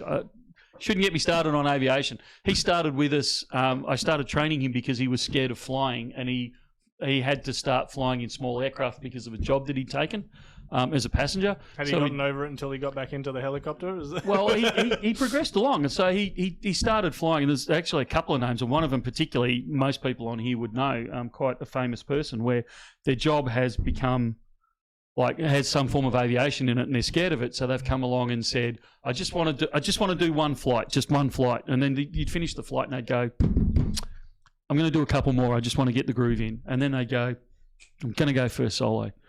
And they'd get through that, and then they go, "Oh, I'll get my first license.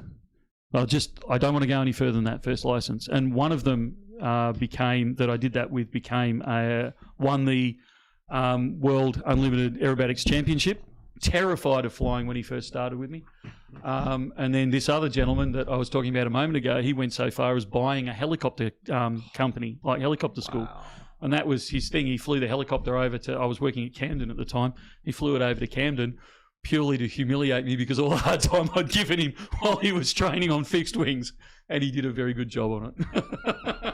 I was humiliated. Alex calling you out in the chat there to not get Michael started on aviation.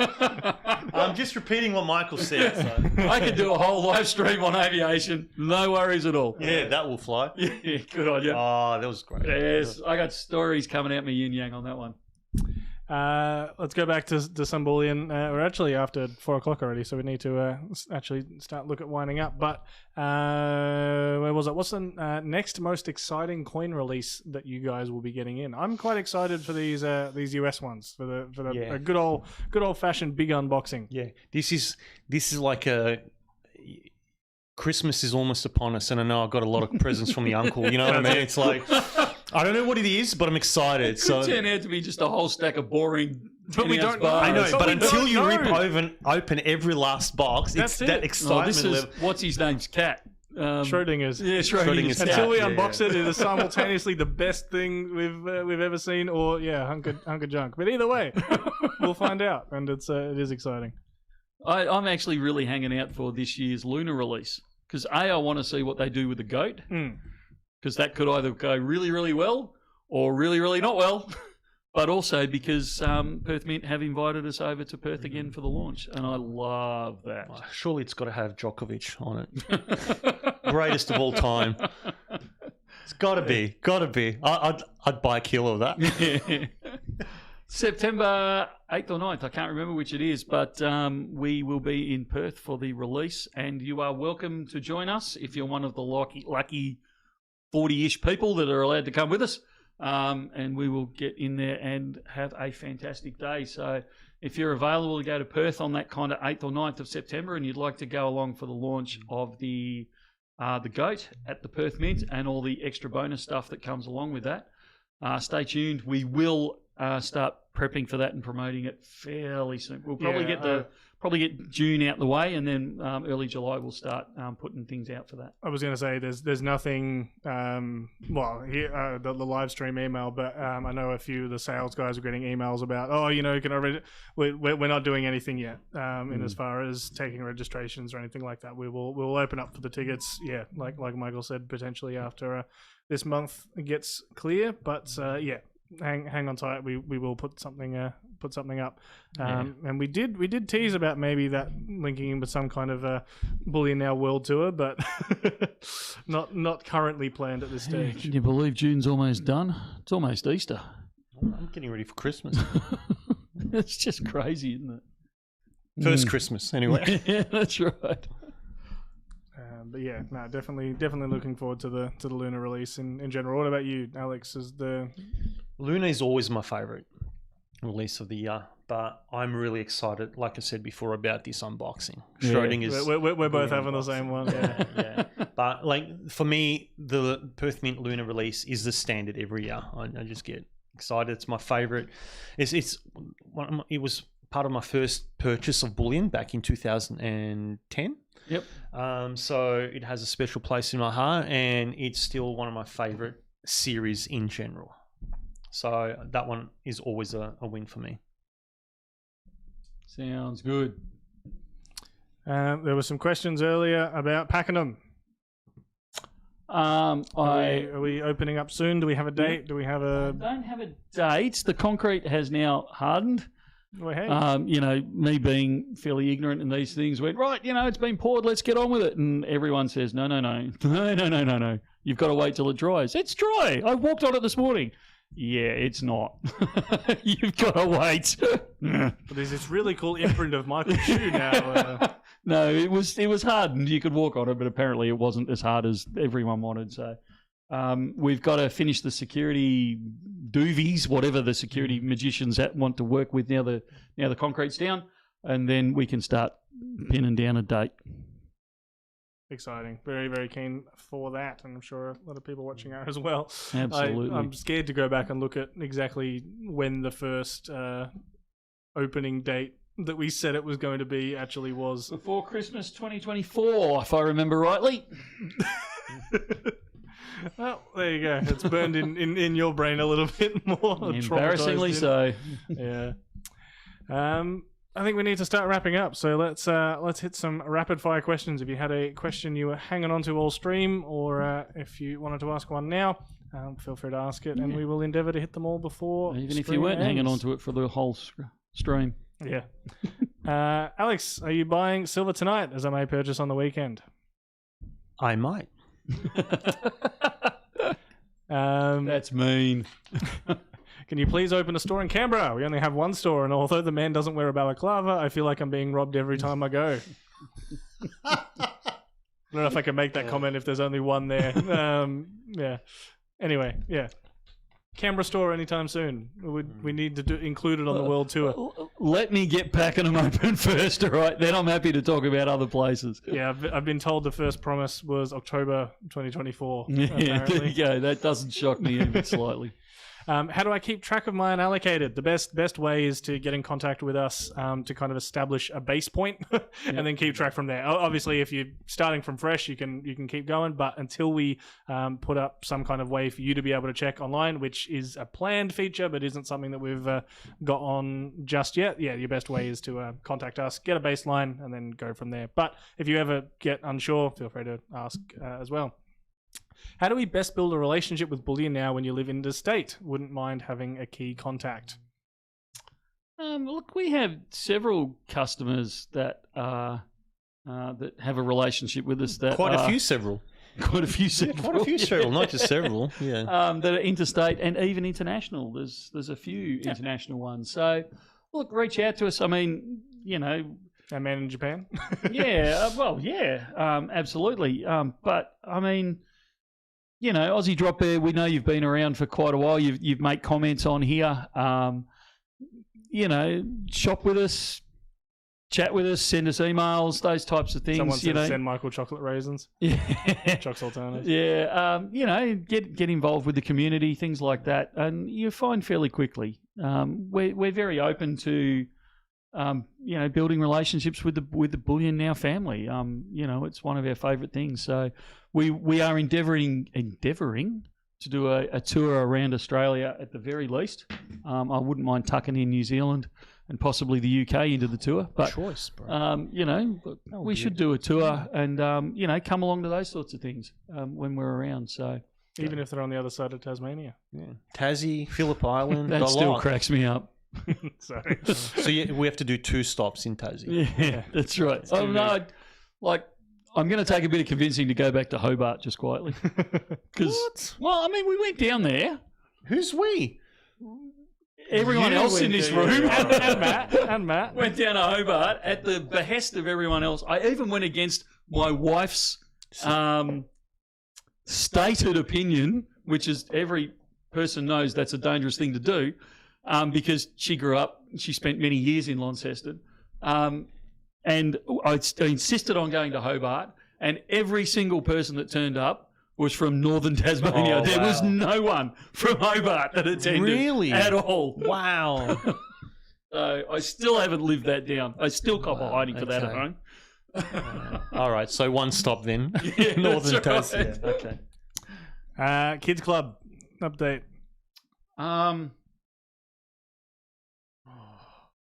For those of you playing Bullion Now Bingo. Give me a couple of weeks and I should be able to say something.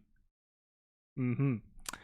Is there any gold in that US shipment? No, that one's pure. It better be. Well, actually, it'd be a bonus. It'll be a nice surprise. It'll be a double surprise. It's not meant to be. That's right. It's not meant to be. All right, dibs. You'll see me very, very happy on next Friday's live stream if there was even a little bit of gold in there. Yeah, if you see Michael doing somersaults and cartwheels. Right. You got to watch Alex might noodle it. Might cover the freight. No, all right, so I've noodled a 50-cent piece. The next one I'm hoping someone pays with is a $200 coin. Oh, I thought you were going to go for the sovereign. Go all out. No. Horse bars. Is that in large bars? I'm not sure what size. Or is that, are we talking the the rectangular Ferrari bars? That Yeah. Ferrari logo. I can't undo that. I know. I've ruined so many people's view of it, and you're welcome, by the way. Sharing is caring. It's ruined for me. It's ruined for everyone else. I don't think they're producing anymore. Michael, have you ordered any Geiger bars in capsules? Geiger. Not. I know we've talked about this a couple of times, and I Yeah. need to buy some, but we haven't found any available yet. Which On a wholesale size level. was that? 1 gram. Oh, I just bought one recently as a buyback. Well, there you go. There you go. Did you share? Did you buy enough for everyone? No, there was not enough for everyone. It's a Christmas surprise, Michael, all right? Silver to gold ratio by the end of the year. I don't even know what it is now with all the shenanigans that's been going on. Isn't that terrible? Is it around 70-something? No.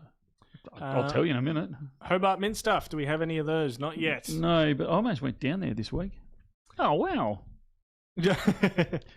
Sorry, looking at things I shouldn't be. Where are we? 64.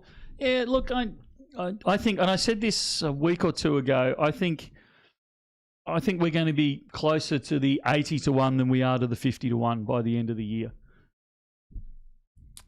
This might be a sore topic one, Michael. Perth Mint 1 ounce gold cast bars. Still waiting for my 1st of March order.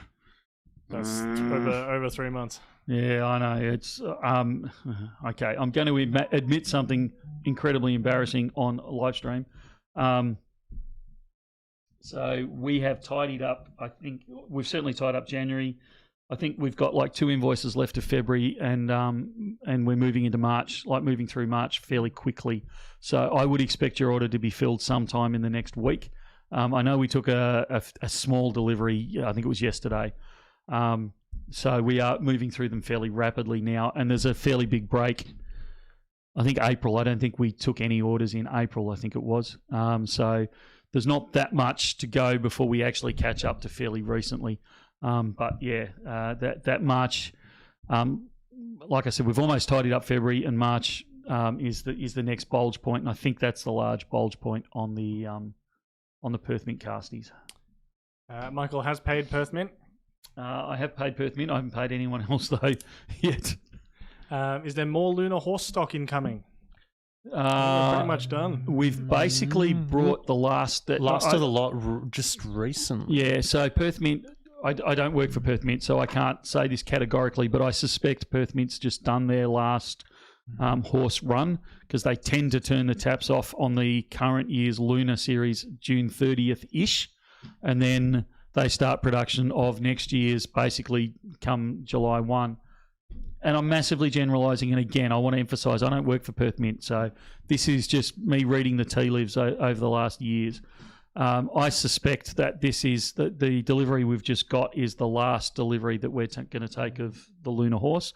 So if you are missing anything out of your collection that you want to get it sooner rather than later, because come July, August, most bullion dealers will be sold out of the horse. They'll be all prepping for the goat, and the prices will start to change after that point. Any news on 2026 Perth Mint silver rectangular dragons? So not the horse, the dragon. Yes and no. So we've got news on the numismatic one, not so much on the bullion one. But typically around the same time, so potentially... Normally, which is what worries me, because I've seen the numismatic one and dates, and I haven't seen the bullion one with dates. We need to bring Bullion Now bags and pens on the tour, apparently. Absolutely. It's a staple. Yep. Hopefully some interesting stuff in the US shipment. Looking forward to the unboxing. Can we do a live unboxing? Probably not. Maybe. Why not? Maybe. I don't know. Maybe. I'll have to work it out. Something I need help on. Here we go. I'm going to throw this into quick chat or whatever we call this, rapid fire, because I know that we have to move quickly. Hang on. Let me. I'm trying to design a bag. Let me get comfortably in my chair. Well, I was thinking of throwing up something like this that just has like a little timer going on. Excellent. Either a countdown or a count up to just be like, this is how long we're on each. Countdown. We want to design a bag, like a BN bag, that we can put stuff in when people are leaving the store, when they buy several kilos or larger amounts, because you can't hand them a bag that's got Bullion Now Mug Me on it. I contain gold. So what I'm thinking is something on the inside and have the outside plain, but I'm not even sure that works. So I'm looking for ideas, if anyone's got one, of how we can have a carry bag that we can give people to carry their bullion. Here's out one for you. Are you ready? I'm assuming you don't want generic. Sorry? Just a generic bag, because that's the other option. You can go. I'd like something that's not something just different. generic. Something different. This is but Bullion Now. We need a statement. that doesn't scream "stab me now," right? Yeah, that's right. So we don't want Mug Me Now bags. We want Bullion Now bags. We are in Melbourne after all. That's right. How about a picture of a bull and a lion, like bull lion, and wow, and that'll be a subconscious thing for Bullion Now. Yeah. There you go. You could just stick lettuce leaves on it. If we're going to go that, I'd go for the design from last week. Yeah, that was good, wasn't it? That was really good. I actually want to see it in physical form. But yeah, that'll be a nice little thing if people can submit ideas. We could get it sponsored by Glock. Oh, yes, please. Send any ideas through to live@bullionnow.com. Yeah. See, this is why I'm not part of the design team, because I come up with stupid things. I like your caliber of ideas, Michael. All right. Welcome. Do we ever see Johnson Matthews come through? Yes. We do. Perth Mint, Dragon, and Horse round, please. Dragon horse. Is that a horse in drag? Yeah. Oh. All right. Now you've ruined it for me. Will the sort by price ounce be fixed soon on the website? Oh, man.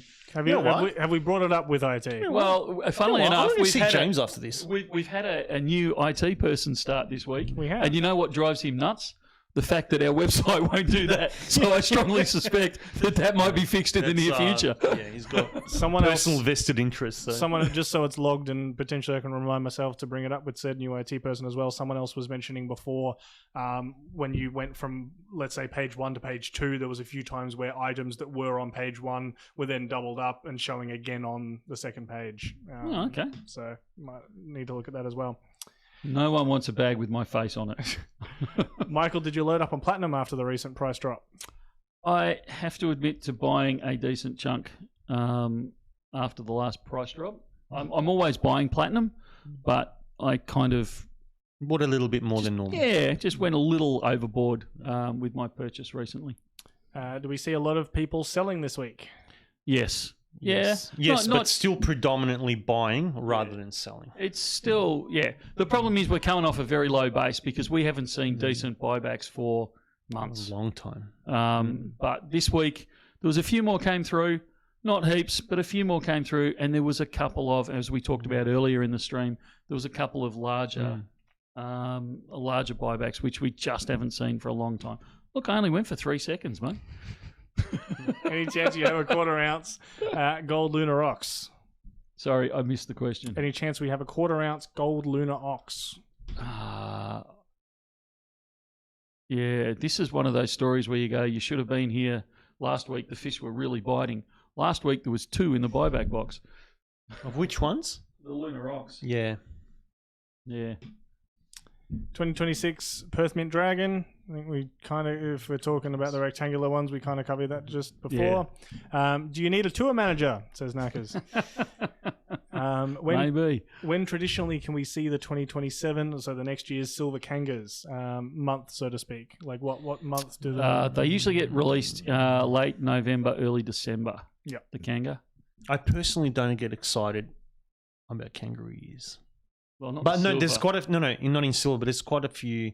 I'm thinking silver, but there's a number of people that I love big it. I love kangaroo the collector, like by the year as well. I used to really like. You can put your timer back up if you want, Roots. I used to really like when Perth or Mint- down, yeah. And I think I used to complain about it back then. It's like one of those things, always loved it when the time happened, you actually didn't.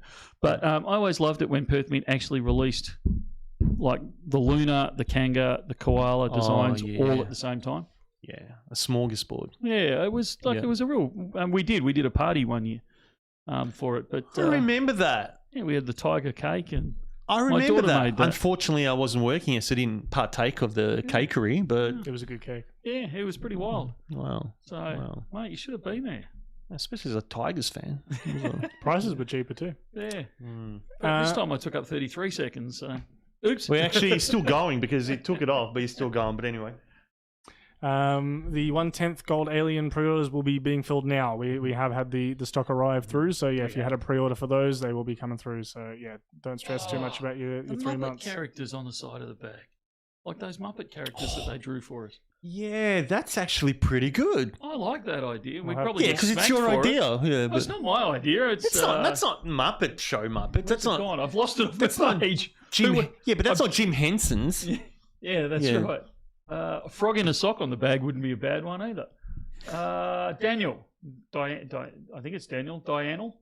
I don't know. Sorry, mate. Can't produce no, Diane L. It'd be Diane L. Sorry. Oops. Yes. Wow, that was. I was trying to give credit. That I was- just screwed everything up. Oh. Sorry about that. Alex, can I buy that 1 gram Geiger off you, please? Also after the 5 gram, 10 gram, 20 gram, and 1 ounce.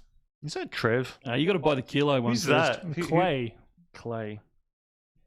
Can you please give us the sales fee I'll on think about it. unallocated gold, silver, and platinum? I was confused last week. Also, can you please put this on your website? Depends on if you're talking about selling it back for essentially cash, or bank transferred cash, or if you're looking at converting it into a physical product. If you're converting it into a physical product, you basically just take away whatever the price of the gold is at that time off the product, and what you're left with is the premium, and that's what you would pay. And the actual, if you wanted to sell it back for cash, that is up on the website. And it's $30 for a 1 ounce. Sorry, for a 1 ounce gold, $1 per ounce for silver, and I think is it $15 for the platinum ounce? Yeah. But that is up on the. Fosbury Films, you guys are the best priced on silver out of all of the dealers. Just got to make your shipping through Ozpost only. Slight issue with that one. So Ozpost regulation states that you can only send coins through Ozpost. You can't send bars. And I know it's ridiculous. There's no point arguing with me. You've got to take it up with Ozpost. You can send a 1 kilo gold coin through the post. You cannot send a 1 ounce silver bar through Ozpost because they're worried about the security of their people. Now, I get their concern for people, but that's ridiculous. Because, and an example, please. An example? Yeah, example is we cannot send a 1 ounce bullion silver bar. Yeah, but we can send a 1 kilo. Gold coin. 10 kilo gold bullion coin. Yeah, it's honestly, I understand the ridiculousness of it. And I pointed it out to them, and they understand the ridiculousness of it, but that's their rules. I can explain this. There's high powers in charge, and there's a box, and you have to tick that box. And all reason that can be outside of the box, but the box needs to be ticked. Yeah, it's just like so when they back off on that, which they never will, we'll be able to. But look, if you want your stuff sent via Ozpost and not the other mob that we use, Toll. They're not called that now. They're called. Sorry, all I've got is Prince in my head. The company formerly known as Toll. Yeah, that's right. TGE stands for something. Anyway, TGE. You let us know if we're sending out coins. We can do it. If you're sending out bars, there's an issue there. But we do use Ozpost sometimes. Team Global Express. Thank you. Yeah. Having a seniors moment, I can tell you. That would annoy you. Just got a message through from EDC about what it was as well. There's an uphill battle of I'm scrolling back up to get to where we are. This is the Come worst, on, man. This is meant to be. This is the worst rapid fire we've had. I don't see the 1 ounce Perth Mint gold horse coins online. Does this mean you generally have stock of gold or silver that's not displayed online? No, hang on. Ask the question again. It went straight over my head. Yes. I don't see the 1 ounce Perth Mint gold horse coin online. I think we were talking about them earlier. Does this mean you generally have stock of gold or silver that's not displayed online? Sometimes, yeah, absolutely. But we would have. Actually, no, I don't think we've sold out of 1 ounce gold horses. I think this is an unusual year. Because normally we've sold out by like January, February. There's basically, if you say that, there's going to be people squealing because there's basically no 1 ounce gold up on the website at the moment. And there's none in the store. Yeah. No, in terms of I was thinking horses, of some, unless you're thinking kangaroos. I wasn't, but we actually got a delivery of horses 2, 3, 4 weeks ago. But literally like a roll or two. Michael. Yeah, absolutely. They're long gone, and I don't believe we're getting any more. Thoughts on the Royal Mint, UK Mint, Star Wars light side minted bar? I like them. Whoa. That's the one you don't like, isn't it, Rubes? I think so. Is it the 1 ounce? Yeah. No. I love the 10 ounce. I love the Vader one more. Yeah. Yeah, I just didn't like the faces. I'm not going to say what I said before, but the design would be solid. Some suggestions for the bags. Definitely some good ones there. Sorry, scrolling through all those. Why is the premium on 10 ounce kookaburras so much higher than 1 ounce kookaburras? Good question. Don't have an answer to it.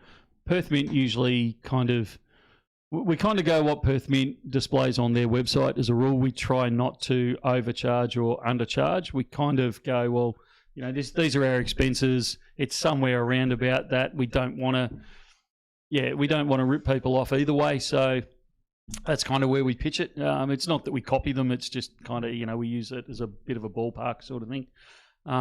So I'm assuming that's the wholesale premium charge to us, I'm assuming, is more than on the 1 ounce. I don't have it in front of me, so I can't tell, but that's what I'm assuming. When you say the buyback box, is it actually a box? It is. It's actually two boxes at the moment. Well, it's a basket and a box. A basket or a monster box? Yeah. Depends on how many there are kicking around out the back as to what it migrates into at different times. T-Bone's been asking this a few times throughout the stream. Why should I pull the trigger on platinum and palladium? You shouldn't. I've just been stacking gold and silver. Well, palladium maybe not as much. A lot less people buy back palladium. We do buy back palladium, but it's at 90% of spot for the aforementioned reasons that went into before. However, with platinum, look, I like platinum. It's a little bit. It's different. You also then expose yourself to the platinum market. You can sell back to us at full spot. Again, assuming you're buying 100 grams or under, which the 1 ounce definitely falls into.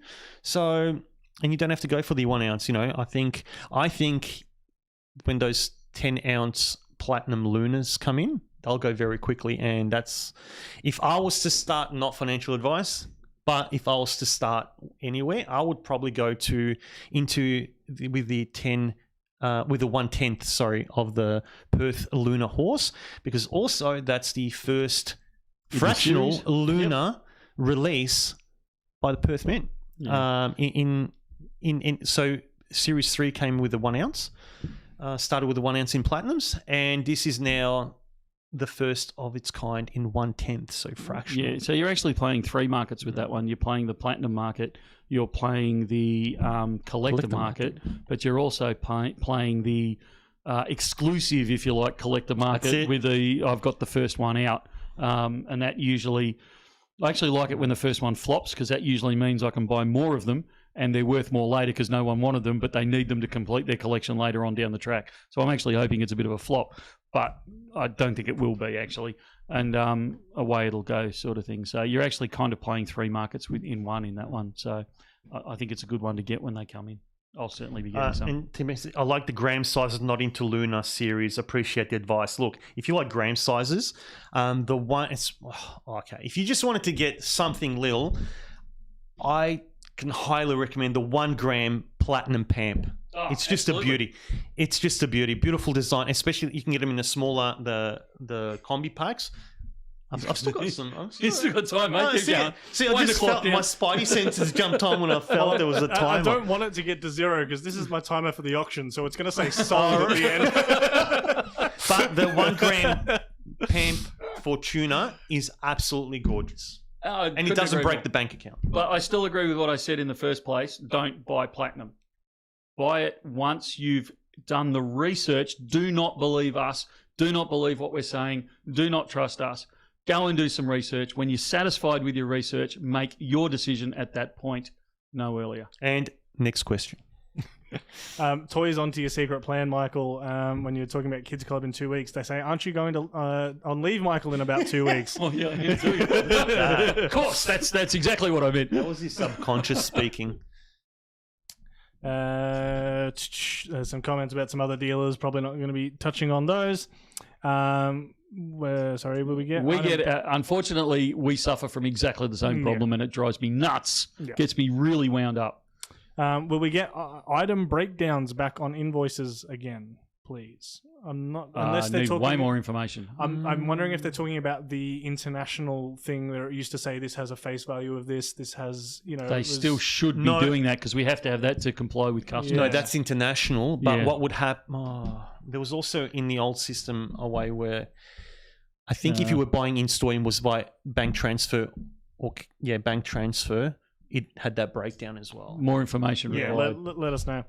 Do we ever see platinum donuts? No, they can't get it to run. Too hard to make. Yeah. This has been such a great live, boys. Thank you all so much. And everyone on the live, it's been high energy. Thank you very much. Thanks for watching. I felt it. Felt the energy. A few comments about having a reversible bag being the way to do the... Yeah, I agree. I think that's a good idea. Kookaburra on a bird bath? I don't think so. Yeah. Melbourne Stacker saying no bag. If you start handing out one type of bag, it will become this one is the known and problem, targeted isn't by it? thieves waiting downstairs. It's rapid fire until 5 p.m. We're getting closer I and just closer. noticed we've broken 4:30. I think that's the first time we've ever done that. First That's time. getting Yeah, worse. this is the first time since last time. Yeah, that's right. Any 3-ounce Jabba the Hutt silver coins left in little coin shop? Not that I've seen for a long time. Yeah, haven't seen any. I don't know what Breaking Bad is for the bag. I'll have to look it up. How about crying just in Melbourne, then everyone can carry metal in anything they like? It's a separate topic. Koala silver this weekend. I think one of the stock people said that they were putting those up. Should be up today. So, yeah, if you were after the koala, check that out on our website now. Vic, we need it listed. Got there eventually. Thanks, Bian. Thanks for the great stream. Yeah, people are hyped for the big unboxing. I think we're going to have to call it there. Keep going, says Matthew. It's we've made it. Oh, right, will what- the little coin shop get silver sovereigns? They did get them, and they sold left out. again. Right. I saw a few people asking about There it. is a faint possibility they're getting some more in, but it's only a faint possibility. And one question that was asked earlier by Vivid Christus Rex about pre-33 coins. There are some pre-33 coins. I'm about to get back. I don't know if you asked in email to me, but I'm responding. I was hoping to respond before 5 today, but I might have to respond to the email questions by tomorrow. But there are some. You can email me and I will see what's there. We're over the 2-hour mark, Michael. Thank you very, very much for tuning in and listening to two old guys and one millennial rabbit on about precious metals and aviation and anything else And that's grabbed whatever our else. fancy Yeah, that's it. during it. It's been a huge amount of fun on our side of the camera, and I hope it has been on yours. As I say every week, this is about you guys. If you guys don't, don't tune in, don't make comments, don't watch it afterwards, don't, just be a presence there, then this thing is nothing. So we really do appreciate the Bullion Now family that joins in, and it is a Bullion Now family. So it is Friday. We're all a little bit relieved, I think. Some of us have tomorrow off. Some of us are still working tomorrow, but he'll still have a smile on his face when he does it. Absolutely. So we are open, for those that aren't aware, Monday to Friday, 9 to 5, Saturday, 9 till 1. You can contact us on 1300 84 84 10. Sorry, is that correct, Ruth? Hey, Got it double right thumbs this up. week. Yeah. Sales at bullionnow.com.au. The shop's obviously level 6, 227 Collins Street in Mel Vegas. Come and see us during business hours. We'd love to chat. That's it for today. You two back next week? Back next week. Hopefully sometime next week. Big old unboxing. Yes. Yeah. Expect Did I it. hear he's in Pakenham? Yeah. Bummer, eh? I don't know. Is it on Thursday next week? Well, we'll have to see what happens. We'll have eh? to see. Yeah. Or a Tuesday, maybe? Yeah, it'll be all good. Okay. We might even do it live, because that way we'll all be surprised as to what's in there. I might be devastated. You'll see me cry on camera. Or if he's doing cartwheels, there's some gold in it that That's shouldn't right. be there. Yeah. All right. Thanks so very much for tuning in. We will see you again next week. Have a great weekend. See you then.